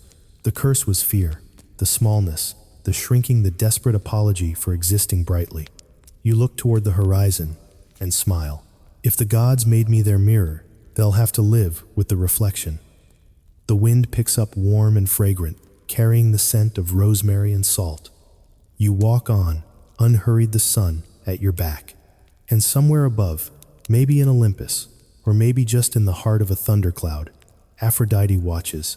And for once, she doesn't feel jealous. She feels seen. The road from Corinth winds like a bronze serpent through the hills, glittering in the morning light. You walk slowly barefoot, now the dust warm against your feet. Every olive tree you pass seems to whisper secrets. Every bee hums like a small oracle. The air carries a strange stillness, the kind that happens when the gods are listening, but pretending not to. You've begun to notice that Greece has moods, not weather. Today, it feels suspiciously calm. At midday, you reach a small shrine by the roadside, a half-crumbled alcove housing a headless statue. Offerings still gather there, coins, figs, a few wilted flowers. Someone has carved into the stone base a phrase you can barely make out. Ka lambda lambda omicrons. Pheomicroniu epsilon, epsilon iota. Beauty kills. The letters are old, eaten by wind. You trace them with your fingers. They feel like truth worn smooth. A shepherd passes leading his flock. He stops when he sees you. Be careful on this road, he says. There are bandits in the gorge. Human or divine, you ask. He grins, missing 2 teeth. The first kind pretend to be the second. You laugh, but it fades quickly. That's the problem in Greece. Sometimes you can't tell the difference. As the afternoon stretches, the road dips into a narrow valley. The cliffs close in high, and red streaked with quartz that gleams like veins of light. You follow the path toward a stream that cuts through the gorge, its water cool and fast. When you bend to drink, you see your reflection shimmer among the ripples. For once, it doesn't startle you. You look like someone finally learning to inhabit their own story. Then a voice says, "Careful, streams here have memories." You turn. A young man stands on the opposite bank, tunic rolled to his knees, holding a fishing spear. His hair is sun-bleached, his grin quick. They say if you stare too long, he adds, you'll fall in love with the wrong side of the water. You arch a brow. A local myth, a warning, he says. My grandmother swore this stream once held the spirit of Narcissus himself. You smile. And what does he do now? Drown travelers with compliments? The man laughs.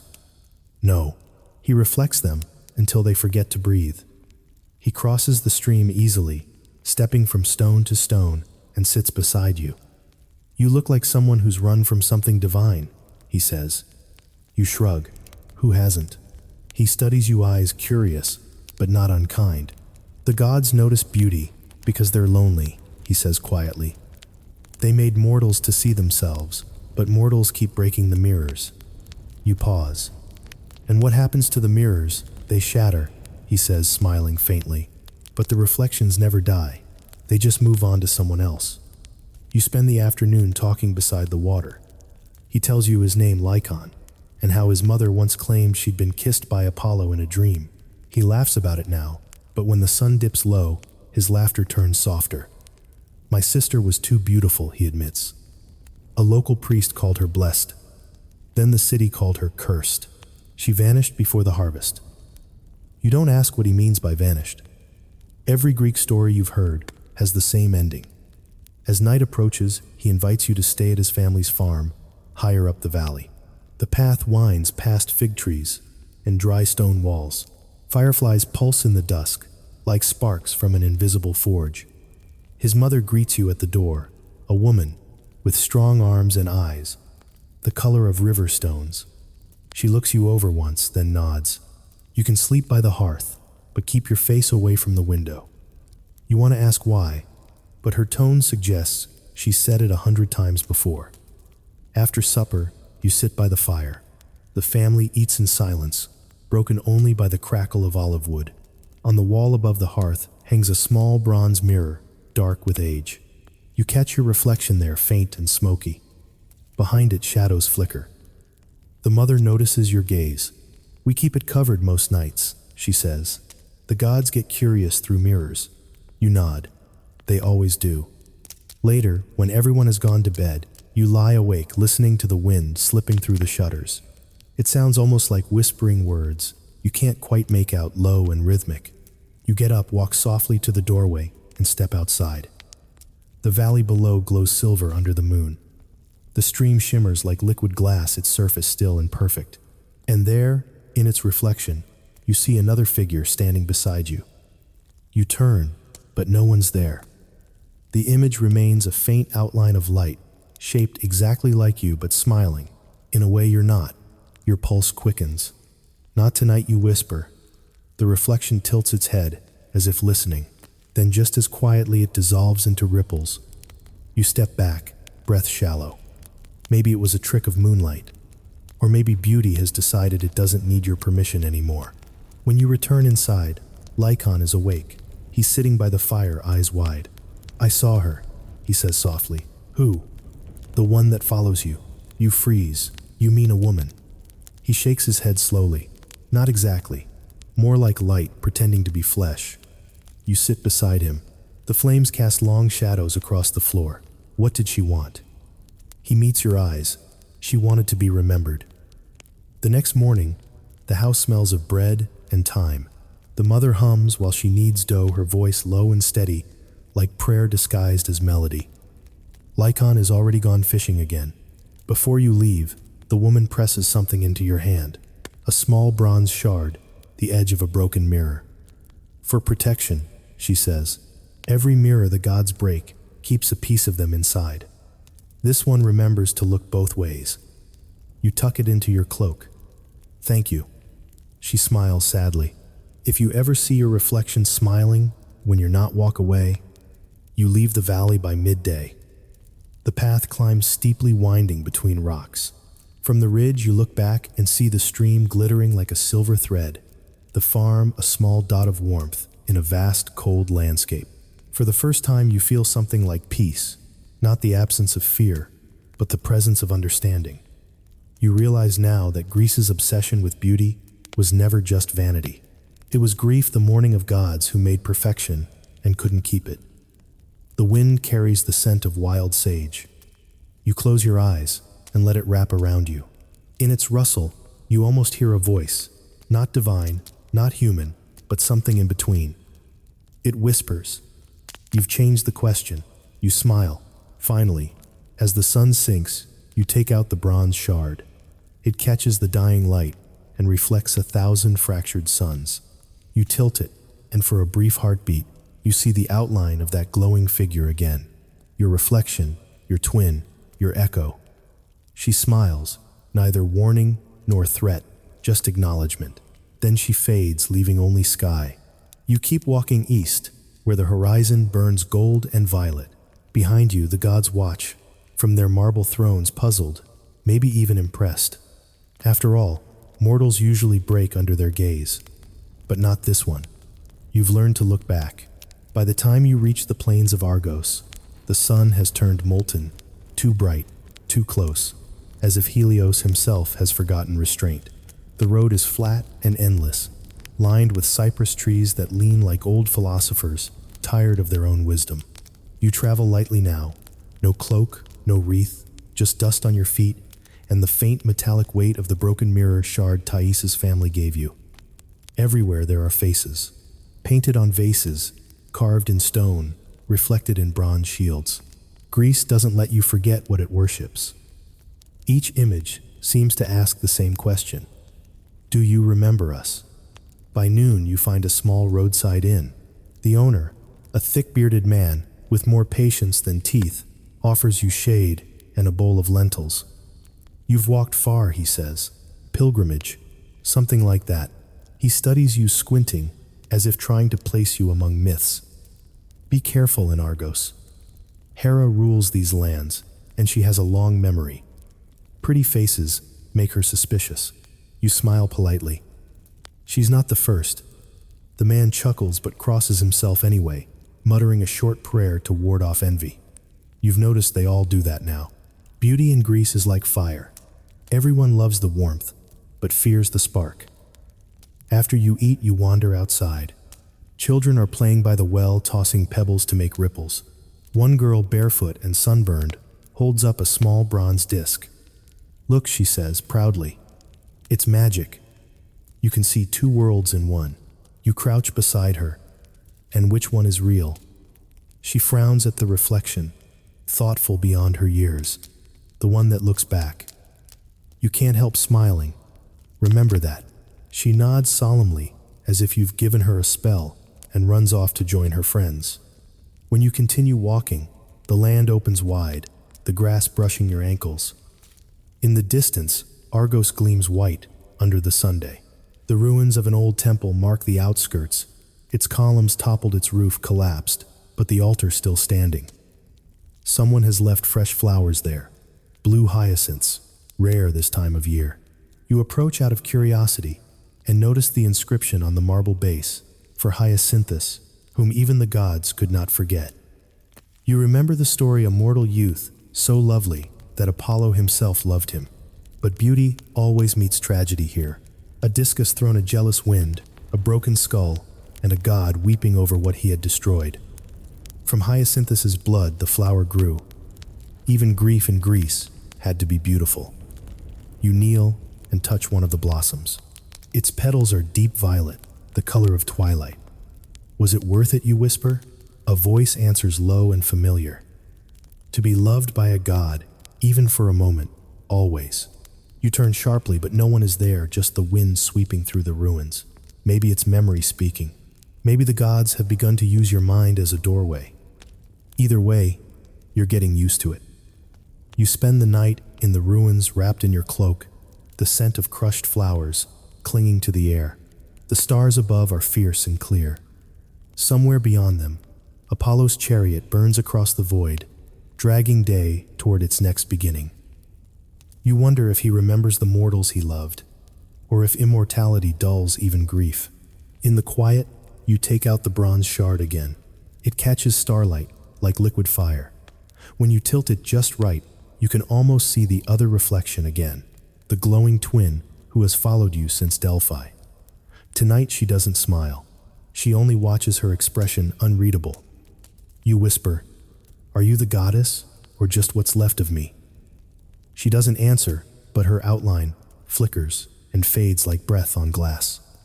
When morning comes, the sky is pale and clean. You leave the ruins and walk into Argos. The city is smaller than Athens, but older, heavier with myth. Its streets twist like veins, its walls etched with generations of graffiti. Names of lovers, pleas to gods, warnings about envy. You read one scratched in charcoal near a doorway. Beauty feeds on silence. In the market, you hear gossip about a sculptor who claims to have captured Hera's likeness perfectly. The rumor spreads like wildfire, half admiration, half fear. You can already predict how it will end. By afternoon, you find his workshop near the city gate. Marble dust hangs in the air like snowfall. Inside, the sculptor stands before a veiled statue trembling with pride. "Do you want to see her?" he asks, eyes shining. "Even the goddess will envy herself." You hesitate. "You sure you want to risk that?" He laughs nervously. "Risk? This is devotion." Before you can stop him, he pulls away the cloth. The statue gleams taller than life, serene, flawless. Too flawless. The moment the light hits it, a crack runs down the marble shoulder, thin but sharp, like a warning line drawn by an unseen hand. The sculptor stares horrified. Impossible. You sigh. You should have left her imperfect. That night, word spreads that lightning struck the workshop. When you pass by, only the statue's feet remain fused to the floor. People whisper that Hera took back her image. Historians centuries later will call it myth or coincidence. You know better. In Greece, art isn't imitation, it's invocation. You leave Argos before dawn, the smell of scorched marble still clinging to your hair. The road leads toward Mycenae, a city built on legends of kings and curses.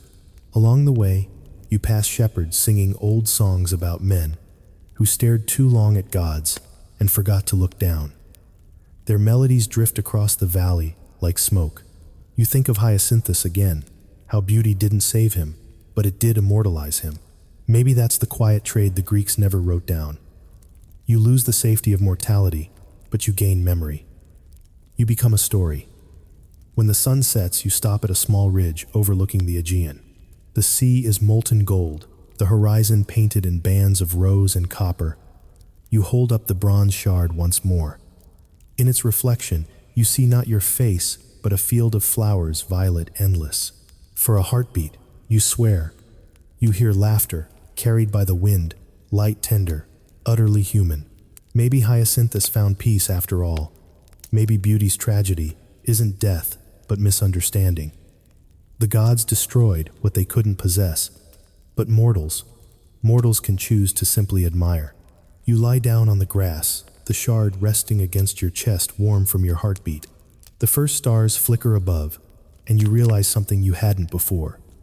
The myths were warnings, yes, but also invitations to see the divine, not as threat but reflection, to hold beauty lightly, knowing it was never yours to keep. And for the first time, the thought doesn't scare you. It comforts you. You whisper into the dark, "If I'm only a reflection, then let me shine clean." The wind answers by sighing through the cypress trees, a soft applause from the unseen audience of the gods. Somewhere far away, lightning blooms silently over the sea, not anger this time, but acknowledgement. And in that glow, for one impossible instant, you feel the goddess herself smile. Morning rises pale and gold across the plain of Mycenae, painting the limestone walls in the color of old honey. You approach the lion gate just as the traders and shepherds begin their day. The stones here are enormous, fitted so tightly together that even time has failed to pry them apart. Legends say the walls were built by cyclopes, beings strong enough to lift whole mountains, but you suspect they were just mortals with ambition, which is almost the same thing in Greece. As you walk beneath the carved lions, their eyes seem to follow you.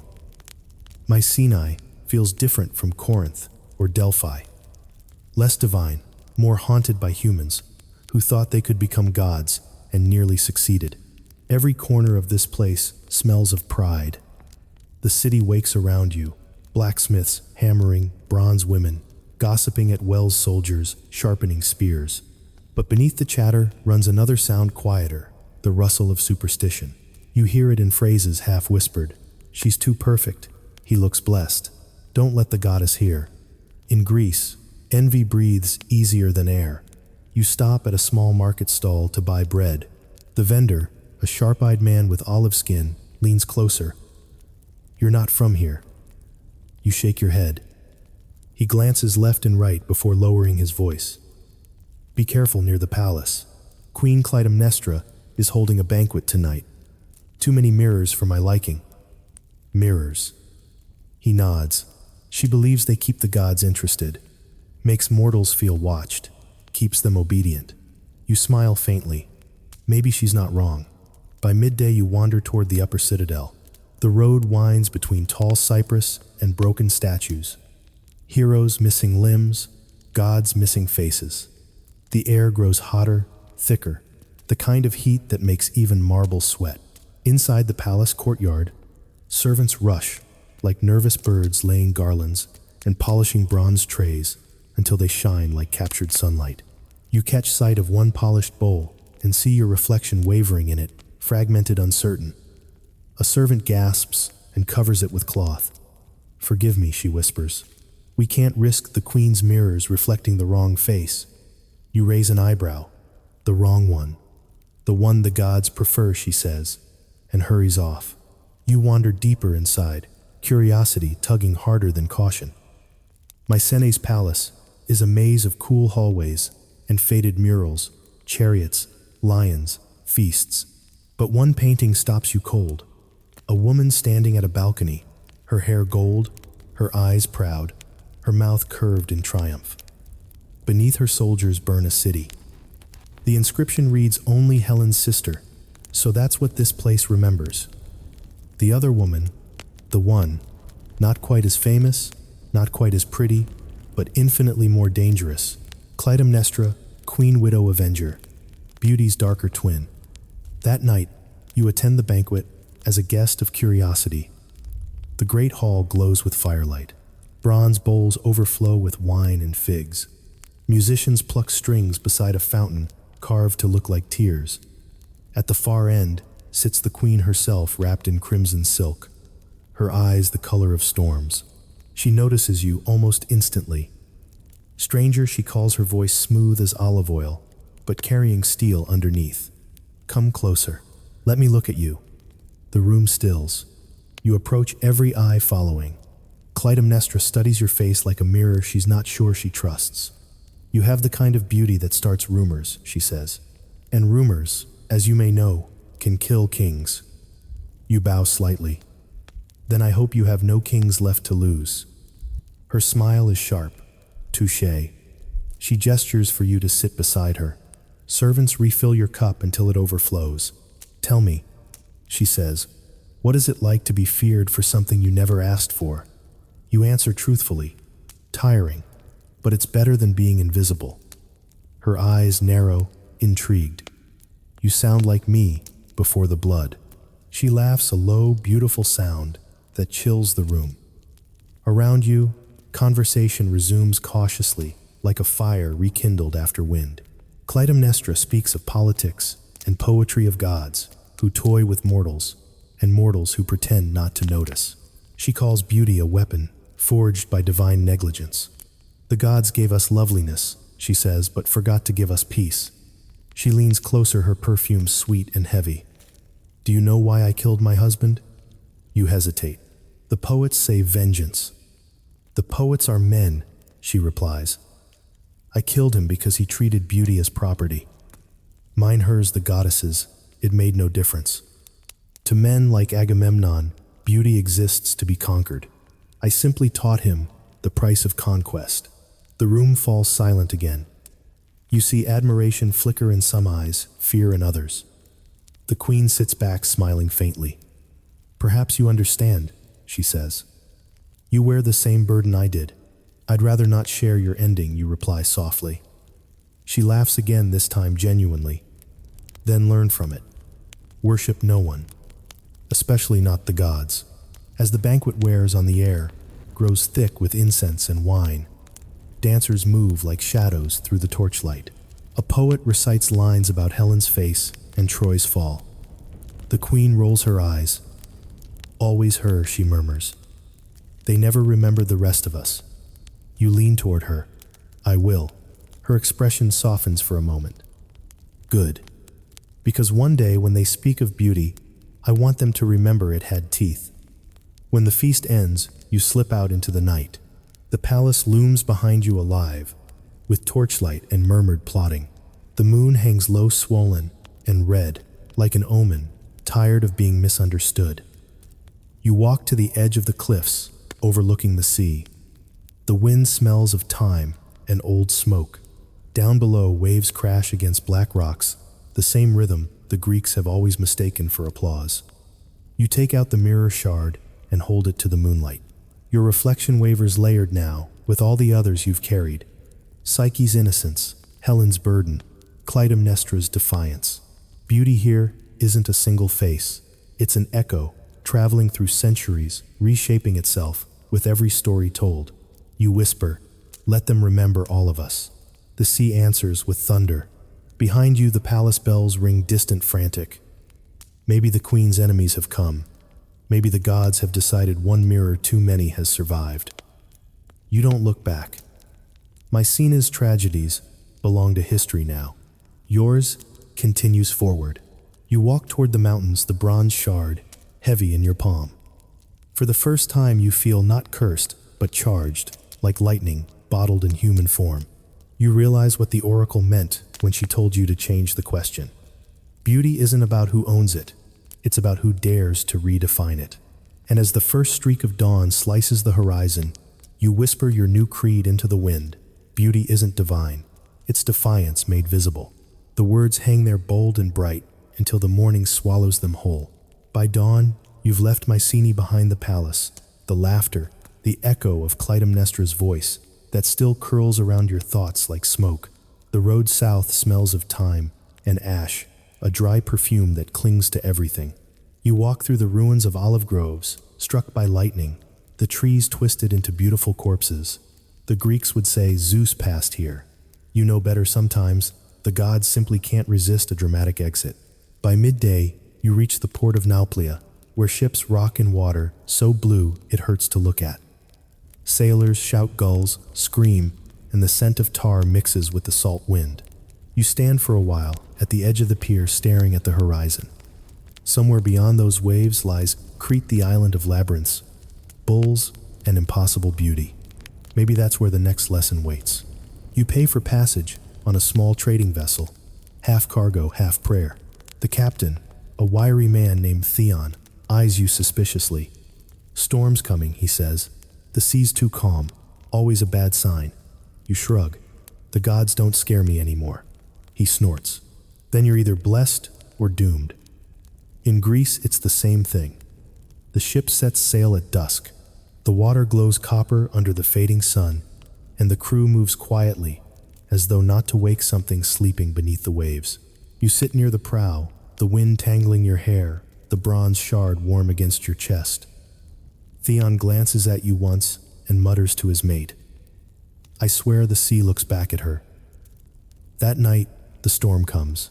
It doesn't begin with thunder, just a sudden silence, the kind that steals your breath. Then the wind roars like a god clearing his throat. The sails snap ropes, strain waves, rear higher than houses. You hold on to the rail, soaked and shivering, watching lightning split the horizon. Theon shouts over the storm, "Pray to Poseidon." You shake your head. He's not the one watching. A massive wave crashes over the deck, throwing you to your knees. The bronze shard slips from your hand, spinning across the boards before vanishing into the black water. For an instant, You see light beneath the surface, not lightning, but something deeper, golden, and alive. You crawl to the edge and peer down. Through the foam, a face shimmers back at you. Not your reflection, not entirely. Her hair floats like seaweed, her eyes gleam like coins in torchlight. Aphrodite, rising from her element. You should feel fear, but all you feel is exhaustion. The sea stills suddenly. The air hums. The goddess stands on the water, as if it's marble, calm, and radiant, even in chaos. "You've carried my mirror long enough," she says, her voice low, and even like waves smoothing the shore. You bow your head, rain dripping from your lashes. Was it yours to begin with? Her smile is small, dangerous. Everything beautiful is mine, including defiance. You laugh, wet, breathless, half mad. Then why chase me for it? Aphrodite steps closer. The sea ripples beneath her bare feet. Because mortals forget that beauty is worship, and you stopped worshiping. You look up, meeting her gaze. No, I started living. For a heartbeat, silence reigns. Then, to your shock, the goddess laughs, a sound like wind through 1,000 seashells. "You sound like her," she murmurs. "Like who, Psyche?" she says softly. "The one who looked at what she wasn't supposed to, and survived it anyway." She tilts her head, studying you. "Do you know why mortals die young?" You shake your head. "Because if they had eternity, they'd eventually forgive us," she says. And forgiveness ruins the story. Lightning flashes, illuminating her for an instant, perfect, terrible, lonely. You suddenly understand what none of the poets ever wrote. Beauty isn't a gift the gods hoard out of cruelty.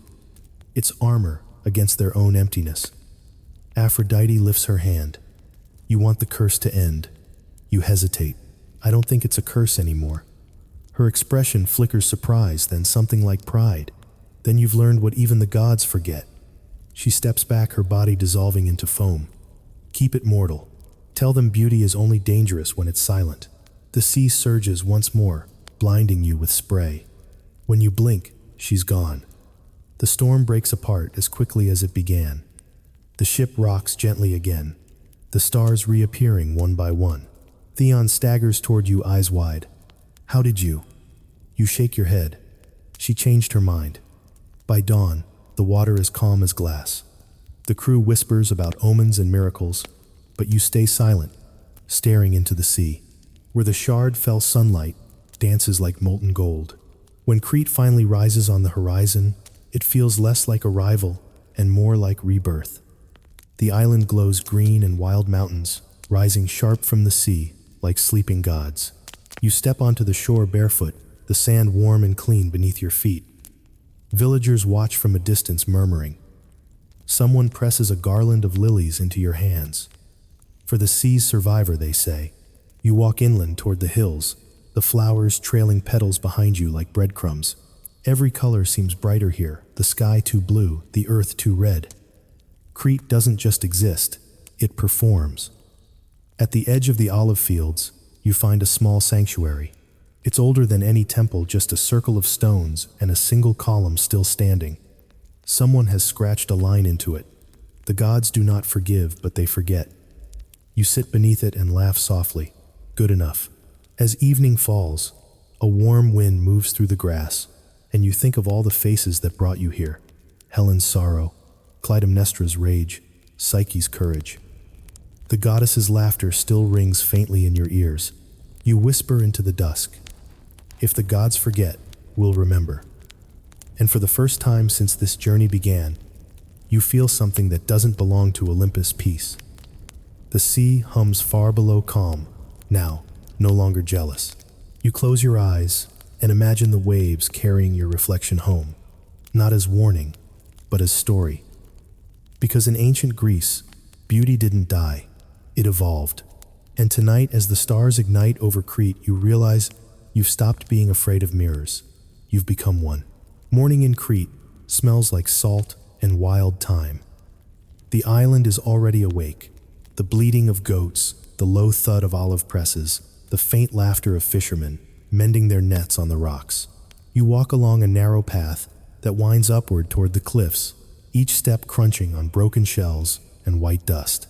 Above you, the sky is an impossible blue, so clear it feels less like air and more like glass, holding back eternity. The storm feels like a distant dream now, yet the sea still murmurs her name. Aphrodite, the mirror maker, the jealous goddess who looked at you and saw herself. Maybe that's what she wanted all along, not devotion, but recognition. At the top of the hill, the ruins of a small temple lean against the wind. The columns are half swallowed by vines. The altar cracked, but someone has left fresh offerings there. A jar of oil figs, a single gold comb. The scent of burned myrrh still lingers. You approach slowly, not to pray, but to listen. In Greece, stones remember better than people. You sit beside the altar, tracing your fingers over faint carvings of dolphins and lilies. Crete has always been different, a place where gods were less jealous and more curious, where myths were born with salt still on their skin. Here the goddess wasn't just beauty, she was survival. The islanders whispered of her as the one who returns the tide that always came back no matter how many times it broke. You watch the horizon where the sea stretches endless and shimmering. For a moment, you almost think you see her again, the silhouette of Aphrodite rising from the water, her hair turning to foam. But it's only a wave, collapsing in sunlight. The gods, you realize, prefer subtlety when they're done being terrifying. A shepherd passes behind you, leading his flock along the cliffs. He stops, squints, and says, "You're sitting in the goddess's shadow. Not many dare." "Maybe that's why she lets me," you reply. He laughs, teeth bright against sunburned skin. "The brave don't live long here, but they're remembered better." He tips his head toward the ruins. That temple used to belong to her priestesses. They say they kept mirrors filled with seawater. Anyone who looked and saw the wrong reflection was cast into the waves. You smile faintly. "And what's the right reflection?" He shrugs. "One that looks like truth." When he's gone, you peer into a puddle left by last night's tide. The surface trembles with wind, distorting your face into ripples of gold and shadow. For the first time, you like the imperfection. You whisper truth enough. Later, you follow a winding trail down toward a hidden cove. The path is steep, overgrown with rosemary and cistus, but the sound of water pulls you forward. When you reach the shore, the world feels secret. Waves sliding over smooth black stones, light breaking into colors, so vivid they look alive. You slip off your sandals and wade into the shallows. The sea is warm, gentle, nothing like the fury that nearly swallowed you days ago. You close your eyes and float the water, lifting you like a promise. For a while, there's only silence. No voices, no gods, no echoes, just breath and tide. When you open your eyes, someone is sitting on the rocks nearby. A woman, her hair the color of sunlit sand, a thin white robe clinging to her like mist. She watches you with calm amusement. "You're the one who argued with her," she says. "You don't need to ask who her is." "I didn't argue," you answer. "I survived." The woman smiles. Same thing. She picks up a handful of pebbles, letting them fall through her fingers. "I was a priestess once," she says. "Long ago. Before temples needed roofs." You climb onto the rock beside her, dripping, listening. "She taught us that beauty was breath," the woman continues. "Not the skin, not the face, but the movement between. Every inhale was prayer, every exhale rebellion." She glances at you. You breathe like someone who's learned that. "I've learned it costs something. It always does," she says softly. "But now you can teach others how to spend it." She stands, brushing salt from her hands. The goddess is quieter now. You've given her what she wanted, remembrance without worship. Is that peace? For her, the priestess says, looking toward the horizon. For you, that depends on what you do next. When you look back, she's gone, only footprints in the wet sand where she stood. You touch the water where she'd been sitting, half expecting warmth, half expecting nothing. The sea feels ordinary again, which is somehow miraculous. That evening, you return to the village by torchlight. The air hums with crickets and distant flutes. At the tavern, sailors tell stories over wine tales of islands that disappear, of statues that bleed, of women who turn into birds to escape envy. You listen quietly, smiling. Each time someone swears by Aphrodite's mercy, they don't know she's finally tired of punishing. A little girl approaches your table, shy but curious. She holds up a small shard of bronze, a mirror fragment washed ashore. "It's broken," she says. You take it gently. Maybe it's freer that way. She tilts her head. "What do you see in it?" You angle the piece toward the lamplight. It doesn't show your face, just color and movement, the flicker of flame, the shimmer of seawater. "I see everything at once," you tell her, "and none of it belongs to anyone." She grins. "Then it's magic." You hand it back. "Keep it. Tell people it once belonged to a goddess who learned to share." She giggles and runs off. When you step outside, the night feels alive with memory. The moon is full, painting the hills in silver. You walk to the edge of the harbor, where the sea glows faintly from phosphorescent plankton, tiny stars caught in water. You kneel and whisper to the waves, "You can rest now." The tide answers with a gentle pull at your feet, as if in agreement. For the first time, you realize your journey isn't ending. It's dissolving like salt in the sea. The myths won't remember you by name, they never do. But they'll remember the pause, the brief silence between punishment and peace. The moment beauty stopped running from itself. You take a deep breath. The air tastes of myrrh and freedom. If Greece has taught you anything, it's that stories never really end. They just change their tone. And tonight the tone feels softer. As you walk back through the village torches flickering around you, you catch glimpses of your reflection in every surface. A wine jug, a bronze plate, a pool of rainwater. Each version looks slightly different, older, calmer, truer. Maybe that's what the goddess meant all along. Beauty isn't about perfection, it's about endurance. You whisper, "Then let me endure." The sea sighs behind you, and for once, it doesn't sound jealous. It sounds grateful. And under the wide Cretan sky, with no temple roof to limit it, you finally feel divine, not because the gods see you, but because you no longer need them to. The days on Crete begin to blur soft and gold like sunlit honey. You stay longer than planned, long enough for strangers to stop calling you the shipwrecked one and start calling you the quiet woman who talks to the sea. Every morning, fishermen wave as they pass. Every evening, they leave small offerings by your door: figs, shells, bits of coral shaped like hearts. You return nothing but stories, and somehow that seems to please them. Life here has rhythm, not drama. The gods, it seems, prefer to nap when no one's worshiping them too loudly. You work in the olive fields. By day, your hands slick with oil and sunlight, and in the evenings, you walk down to the beach to watch the horizon melt into fire. Sometimes, you speak aloud to the waves, half expecting Aphrodite's laughter, but the sea just hums back content. One night, a group of young women find you sitting near the water. They bring wine and questions, the kind whispered more than spoken. "Is it true you saw her?" asks one, the goddess herself. You hesitate, then smile. "It's true, I stopped being afraid of her." They lean in, eyes wide. "And what did she look like?" You swirl the wine in your cup, thinking, like everyone who's ever wanted to be adored and hated themselves for it. Their faces soften. Silence settles like mist. Then one of them, a girl, no older than 16, asks, "Is beauty still dangerous?" You glance at the sea, remembering lightning, marble blood. "Always," you say, "but only when you let others define it." Another laughs nervously. "And when the gods get jealous?" "Let them," you reply.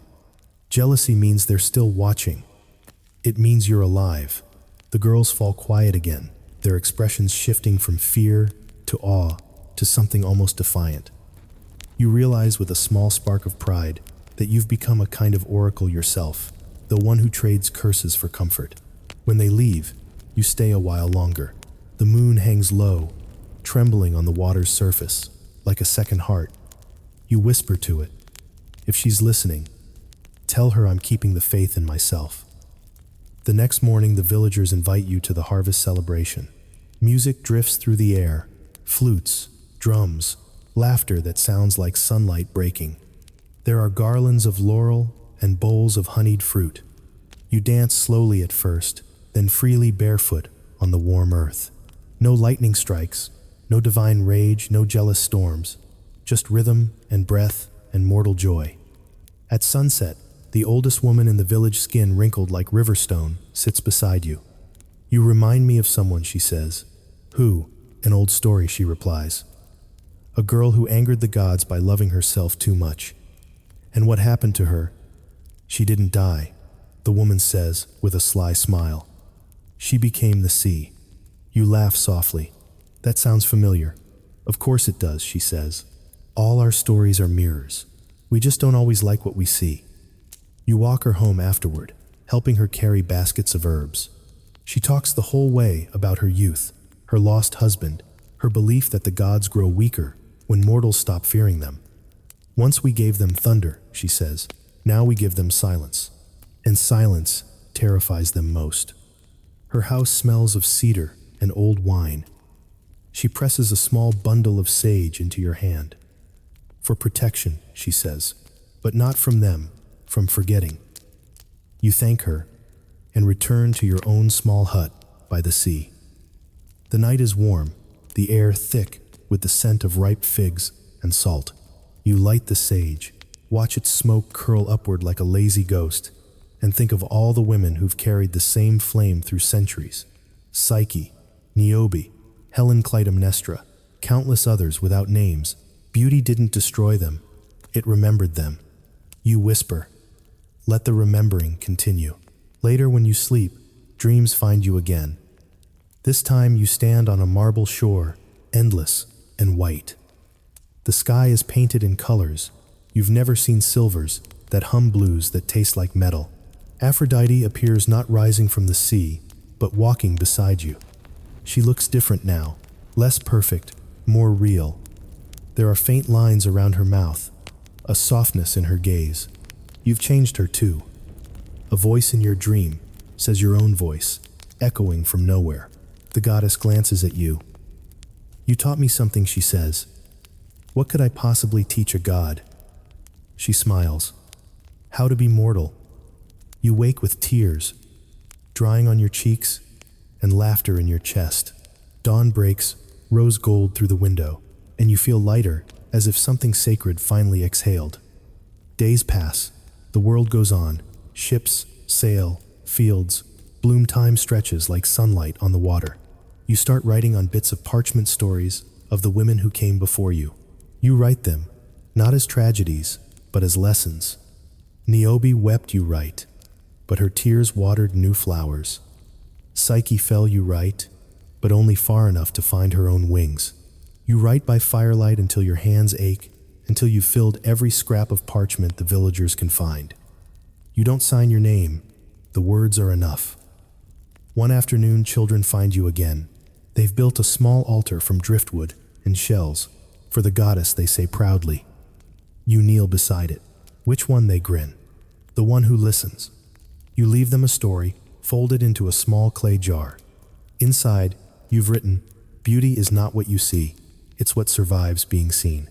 Weeks later, a sailor tells you your words have spread to other islands, that people are whispering about a woman who spoke to the goddess and taught her mercy. They call you many names, the sea-born, the mirror tamer, the mortal who wasn't afraid. You laugh each time, but part of you knows stories have their own current. You let them flow. The day finally comes when you decide to leave Crete. Not to flee, but to continue. You pack lightly, a few scrolls, a loaf of bread, a flask of olive oil. The villagers gather to see you off. The old woman from before hugs you tight. If you find the gods again, she says, remind them who they owe their stories to. At the pier, a boy runs up and hands you a small mirror made of polished seashells. So you don't forget us, he says. You hold it up to the sunlight. The reflection bends, fractured but bright. How could I? The boat sets sail. The island shrinks behind you, fading into the haze. You watch until the last flicker of green disappears. The sea stretches wide, calm, and endless, a mirror to everything you've learned. You think of the goddess's laughter, of Clytemnestra's defiance, of Helen's grief, of Psyche's courage. They aren't curses anymore. They're constellations, each name a light in a sky that finally feels like yours. You breathe deeply, and the air tastes like salt and stories. For the first time in all of Greece, you're not afraid of being seen, because you've become what they feared and what they worshipped, a mortal who refused to fade. The voyage north is long, steady, and strangely quiet. The sailors sing only in the mornings low hymns to whatever god still listens, and at night the sea glows faintly with blue fire plankton burning like fallen stars.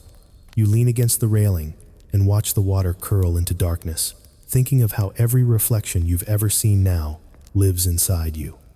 Bronze mirrors, temple pools, the eyes of the jealous, the glint of a goddess's smile. Each one was a version of truth, and none were lies. You're heading toward the mainland again, to Athens, the heart of reason, philosophy, marble, perfection. A place that worships symmetry as salvation. You wonder what the philosophers would think of you, this wanderer who argued with Aphrodite and lived to laugh about it. The ship docks at Piraeus after 10 days. The air is heavy with the smell of olives, fish, and fresh ink from scrolls drying in the marketplace. Athens hums like a hive, merchants, shouting sandals, scraping marble scholars, debating beneath the shade of the Stoa. It's the kind of noise that feels alive, intelligent, human. You walk through the agora, your sandals clapping softly. A group of students gathers around an old man in a gray cloak, his beard silver, his eyes bright. He's drawing circles in the dust with a stick. What is beauty? He asks his audience. Is it form? Is it virtue? Or is it the recognition of harmony between soul and world? You pause curious.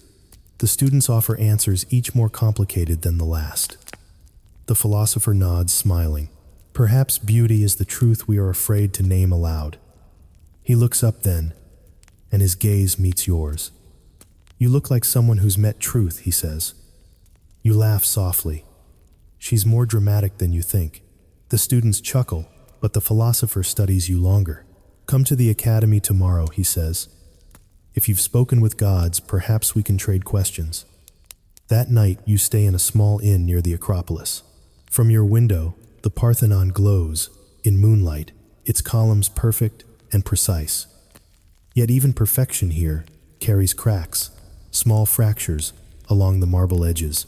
You run your fingers along the sill and think of what Thais said in her herb-scented hut. They feared imbalance. But imbalance is what makes life move. The next morning, you climb to the academy. The air smells of figs and philosophy. Students walk barefoot through groves of olive trees, arguing cheerfully. You find the old philosopher waiting under a columned portico, the morning light pooling at his feet. He greets you with a nod. They told me you've seen a goddess. I've seen myself reflected in one, you reply. He smiles. Close enough. For hours you talk. He quotes Plato, and you counter with Aphrodite. He speaks of ideals, and you speak of the price mortals pay for chasing them. When he says, beauty leads the soul toward virtue, you ask, then why does it destroy those who embody it? He goes quiet for a long moment. Then, because mortals confuse admiration with possession.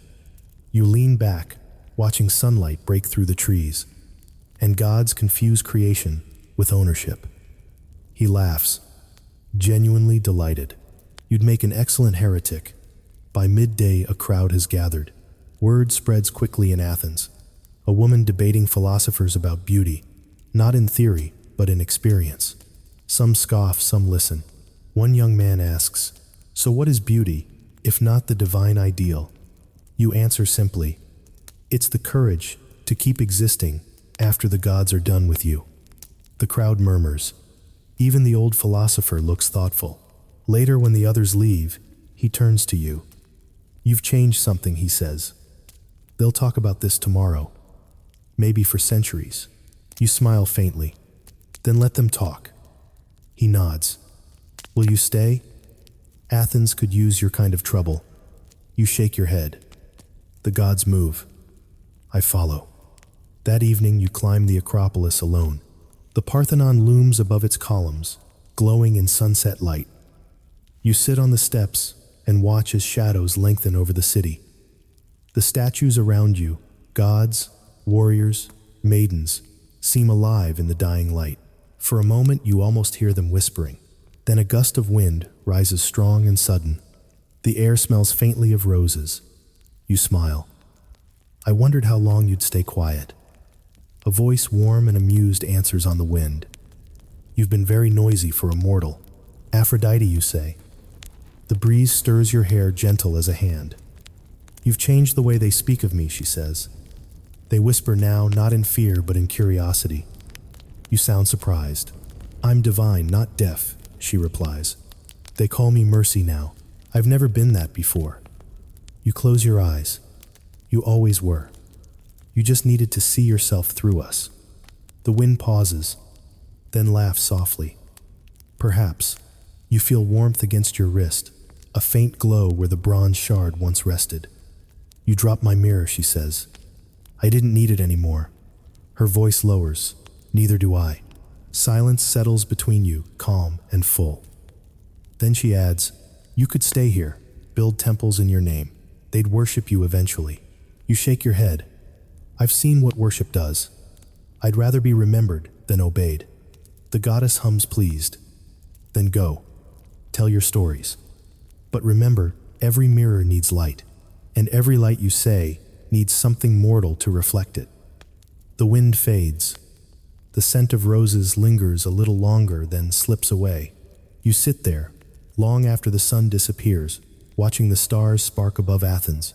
Somewhere in the city below, the philosopher will tell your story to his students, and they'll debate whether you were real or myth. You smile. Let them argue. You've already lived both. When dawn breaks, you leave the city quietly. No one stops you. The guards at the gate are half asleep, the streets bathed in pink light. You walk east toward the hills, the world ahead wide and unfinished. Everywhere you look, Greece is waking the hum of bees, the clink of amphorae, the laughter of women carrying water. Life vibrant and ordinary, indifferent to gods or philosophy. You realize that's what you've been seeking all along, not divine permission, but human peace. You reach a ridge overlooking the sea. The water below gleams silver in the morning light, endless as thought. You whisper to it. Tell her, I kept my promise. A single wave breaks against the rocks, scattering spray into sunlight. You take a deep breath and smile. The wind is warm, the horizon open. For the first time, beauty doesn't feel like a burden or a myth. It feels like a pulse, something that lives not to be worshipped, but to be shared. You keep walking until the road disappears into light, because in the end, even the gods need someone to show them how to fade gracefully, and you at last know how. You follow the road east until it disappears into open countryside hills, rolling like the folds of a sleeping titan, air heavy with heat and humming cicadas. Athens fades behind you, shrinking into marble dust and memory. The land here feels older, quieter, as though the gods have grown tired of shouting and begun to whisper through wind and soil instead. For the first time, in what feels like centuries, you walk without purpose. No temples to defy, no mirrors to fear, no goddess to appease. Just sunlight and distance. You think of all the names they've given you. Mortal, curse, survivor, teacher. None of them feel exactly right anymore. By dusk, you find a small village at the base of Mount Parnassus. Smoke drifts from chimneys. Goats wander lazily between stone walls. The villagers watch as you approach, not suspicious, just curious. A woman with a basket of figs stops and asks, "Traveler, have you eaten?" You shake your head. "Then come," she says. No one walks this far without reason. Inside her courtyard, the air smells of lavender and bread. Her husband joins you, his hands rough from labor, but his eyes kind. "You've come from the city," he asks. "Yes." He nods. They say strange things are happening there. Philosophers dreaming of stars, women painting their faces like goddesses. Maybe the world's finally waking up. You smile faintly. Maybe it's remembering itself. They laugh at that, and for the first time in months, you feel something simple and clean, belonging without the price of worship. That night, you sleep in their barn, the roof open enough to see stars pricking through the dark. You dream of water again, this time not storms or reflections, but calm ripples under moonlight. In the dream, Aphrodite walks beside you along a shoreline made of glass. She looks older, gentler. She says nothing, but her hand brushes yours, and in that touch, you feel forgiveness, the kind that doesn't need to be spoken. When you wake, you realize the dream was a farewell. You stay in the village for several weeks, helping in the fields, telling stories to the children. When the day grows too hot, you find peace in small things, the smell of crushed olives, the sound of flutes at dusk, the weight of a cat sleeping on your lap. The villagers call you teacher, though you never teach them anything new, only how to look at what they already have. One evening, the children ask for a tale about the gods. You sit on a stone bench beneath the fig trees and begin. Once long ago, a goddess fell in love with her own reflection. She built temples, carved statues, demanded songs, all to hear her beauty echoed back. But one day, a mortal looked at her and didn't bow. The goddess grew furious and threw storms at her, thinking that would break her spirit. Instead, the mortal smiled and said, "Thank you. Now I know I can survive anything." The children listen, eyes wide. "What happened to the goddess?" one asks. You grin. "She learned to rest."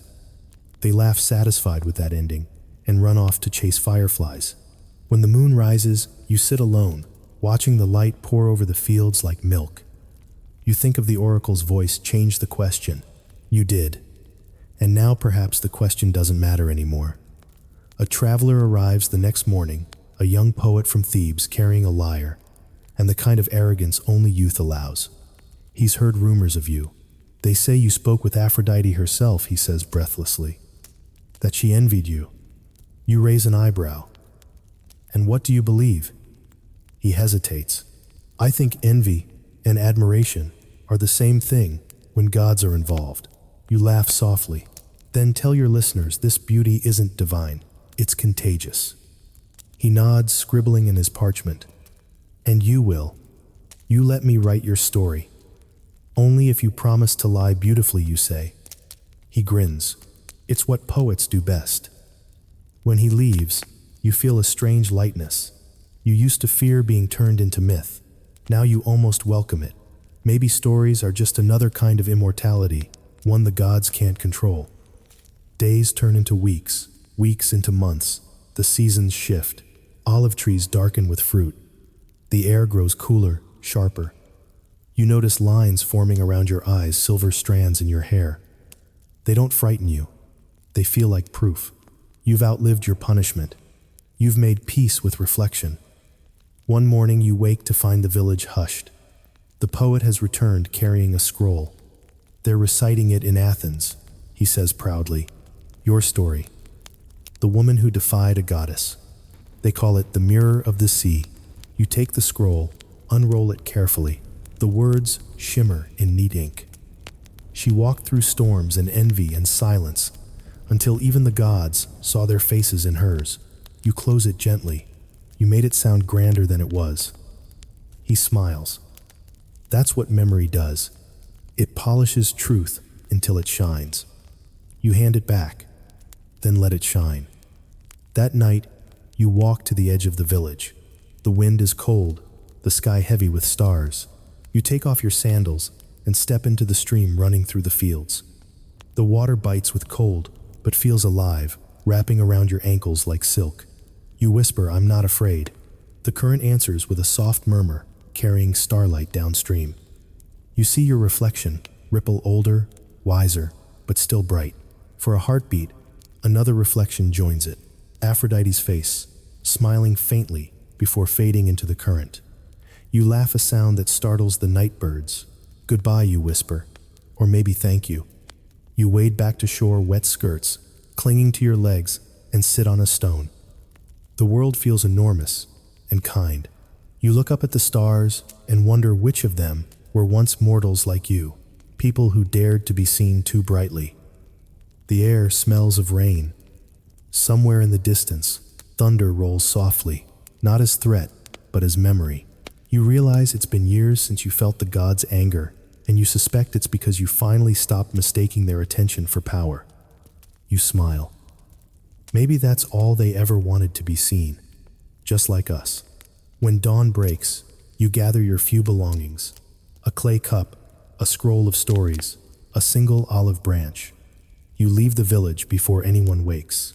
The road ahead stretches toward the mountains, pale and inviting. As you walk, the sun climbs higher, turning everything to gold.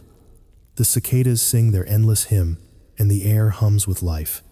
You think of the girl who once flinched from her reflection, who feared beauty like a weapon. You think of the goddess who mistook worship for love. Both of them are gone now, or maybe they've merged into something new.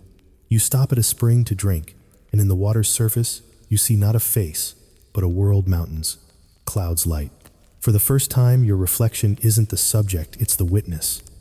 And that you realize is the real freedom. You rise, brush the dust from your hands, and keep walking toward the horizon.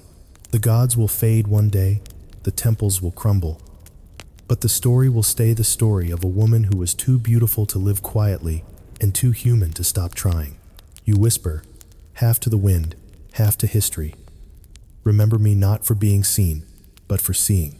The wind carries it forward, over fields and rivers, toward every corner of a world, still learning how to look kindly at itself. And somewhere, perhaps in the echoing halls of Olympus, a goddess smiles not out of envy, but recognition. The mountain path twists upward, cutting through cypress and pine, until the air grows thin and clean. You move slowly, unhurried, each step echoing like a heartbeat against the stone. Below you, the land spreads wide, and golden fields, rivers, and small villages stitched together by sunlight. Above you, only the sky. Greece has never looked smaller or more human. You stop beside a spring spilling from the rocks. Its water glints like melted glass, cold and perfect. Someone has left offerings there: a coin, a flower, a scrap of cloth. Old habits die hard. You kneel and cup the water in your hands. It tastes faintly of iron and memory. It's been years since Aphrodite spoke to you. Years since you felt the old fear of mirrors or the prickling weight of being watched by unseen eyes.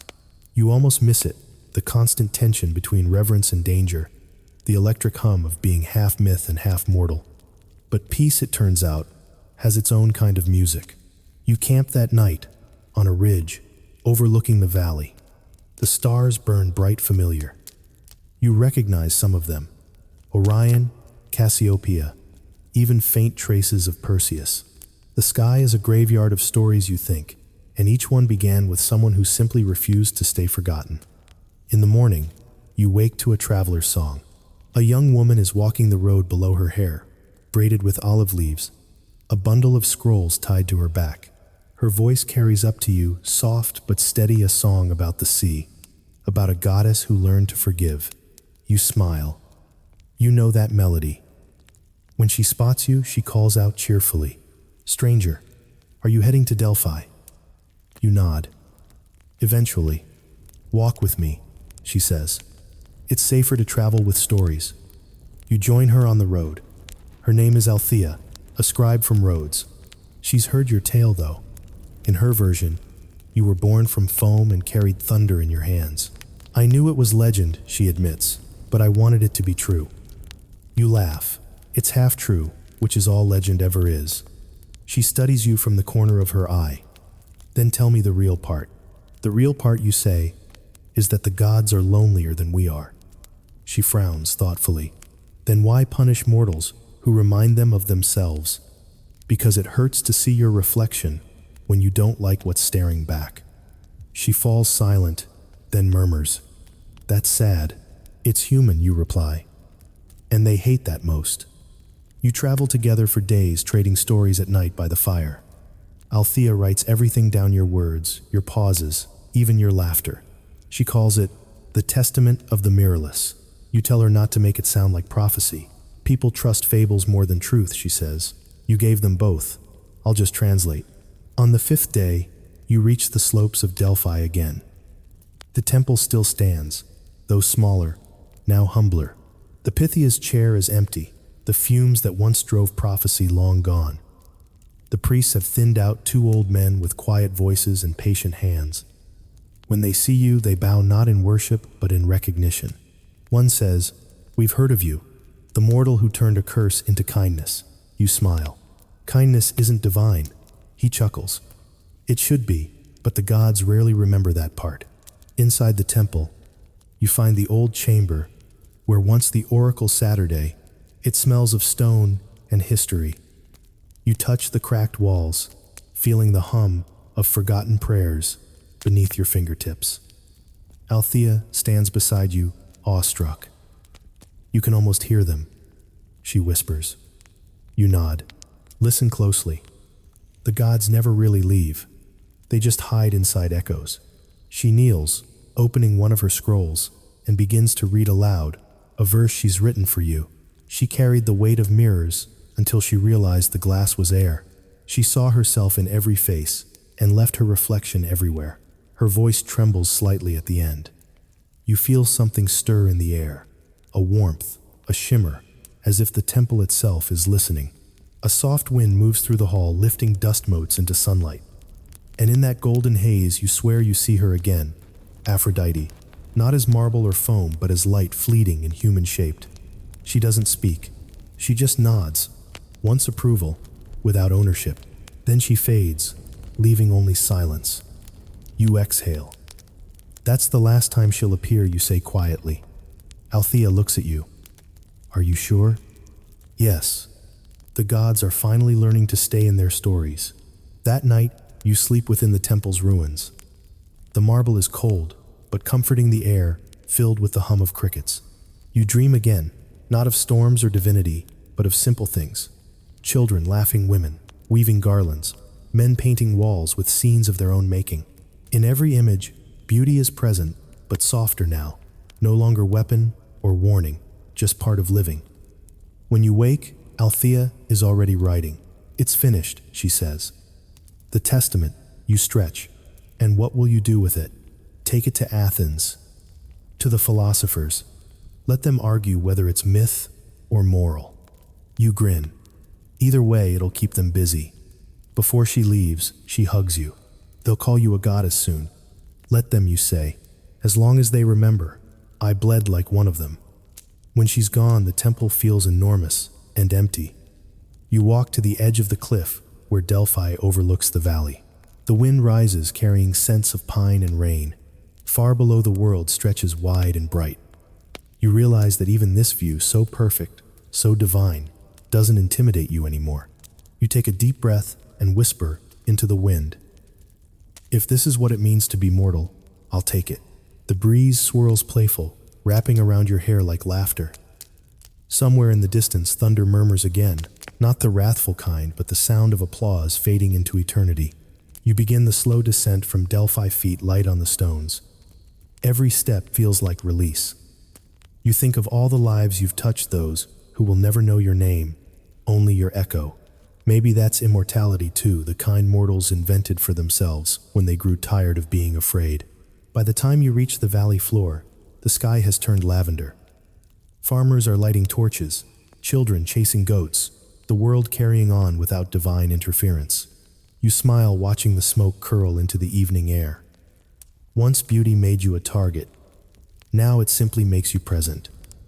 You sit beside a river and dip your hands in the water.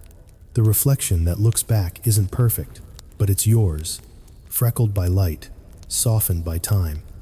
You whisper to it, I see you. And for the first time, your reflection smiles first. By the time you reach the plains of Boeotia, the air tastes like harvest, ripe figs, crushed barley, the faint tang of smoke drifting from distant fields. It is early autumn now, when Greece begins to soften. The sharp gold of summer turns gentle, the sky bruised with gray, the wind cool enough to make the olive leaves hiss like whispers. You walk alone, unhurried, following the long curve of a dirt road that bends between low hills and sleeping ruins.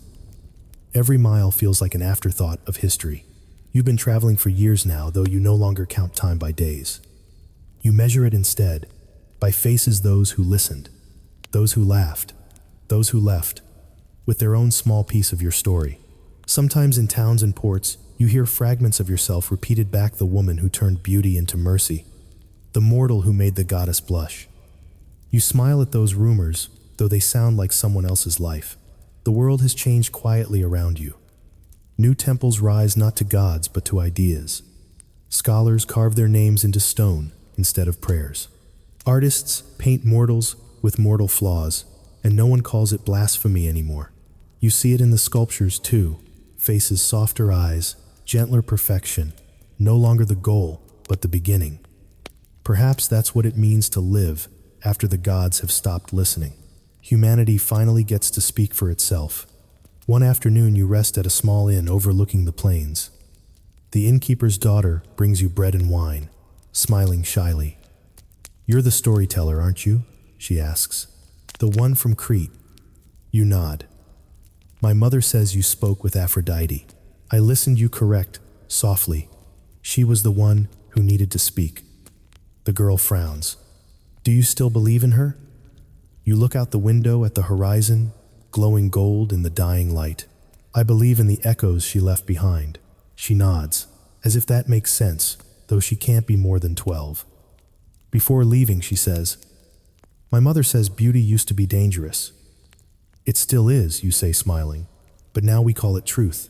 That night, you sit outside under the stars, drinking wine that tastes faintly of smoke and honey. Across the plains, torches flicker like fireflies. You think of Delphi, of Athens, of Crete, all the roads that led you here. The gods were loud once. Now their voices are little more than the wind brushing the grass. You wonder if they ever truly left, or if they simply turned into stories like you did. Maybe that's what immortality really means: becoming something someone else can tell. A traveler joins you by the fire, a soldier turned wanderer, his armor patched with leather and patience. He looks at you for a long time before saying, "I know your face." There's a statue of you in Corinth. You laugh. There are statues of everyone in Corinth. "No," he insists, "this one's different. It's cracked down the middle, but people still leave flowers at its feet. They say she was the goddess who refused the throne." You shake your head, smiling. "They've mistaken freedom for divinity."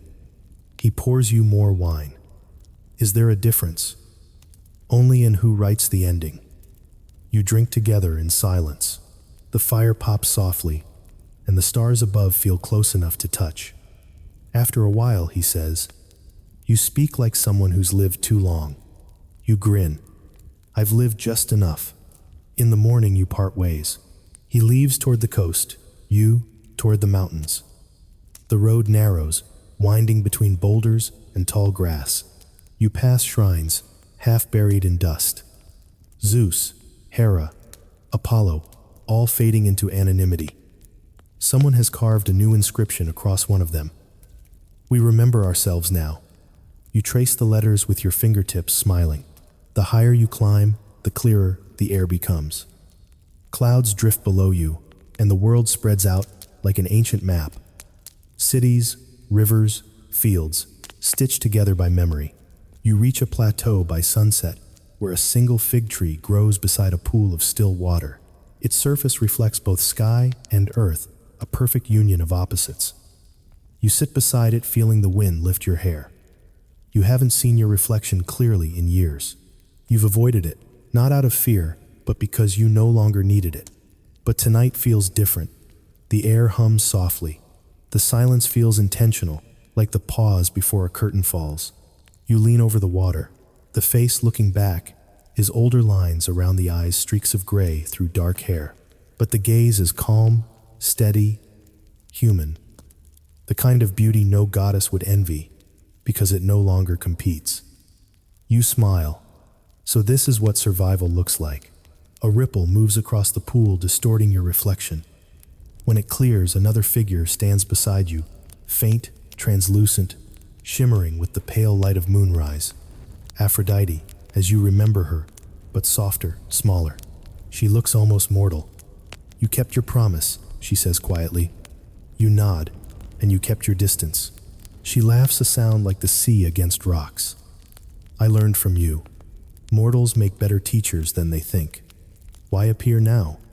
because even gods fade without acknowledgement. She gestures to the reflection between you. When they forget us, we vanish. When they forgive us, we become story. You smile sadly. Then, I suppose, we're both stories now. She reaches out fingers, brushing the surface of the pool, and for a heartbeat, the water glows. Do you regret any of it? She asks. You think of all the faces, Helen, Psyche, Clytemnestra, the nameless girls who hid their beauty out of fear. You think of the laughter, the storms, the endless mirrors. No, you say. It was never about surviving beauty. It was about teaching it to breathe. The goddess tilts her head, curious. And what will you do now? Live, you say simply.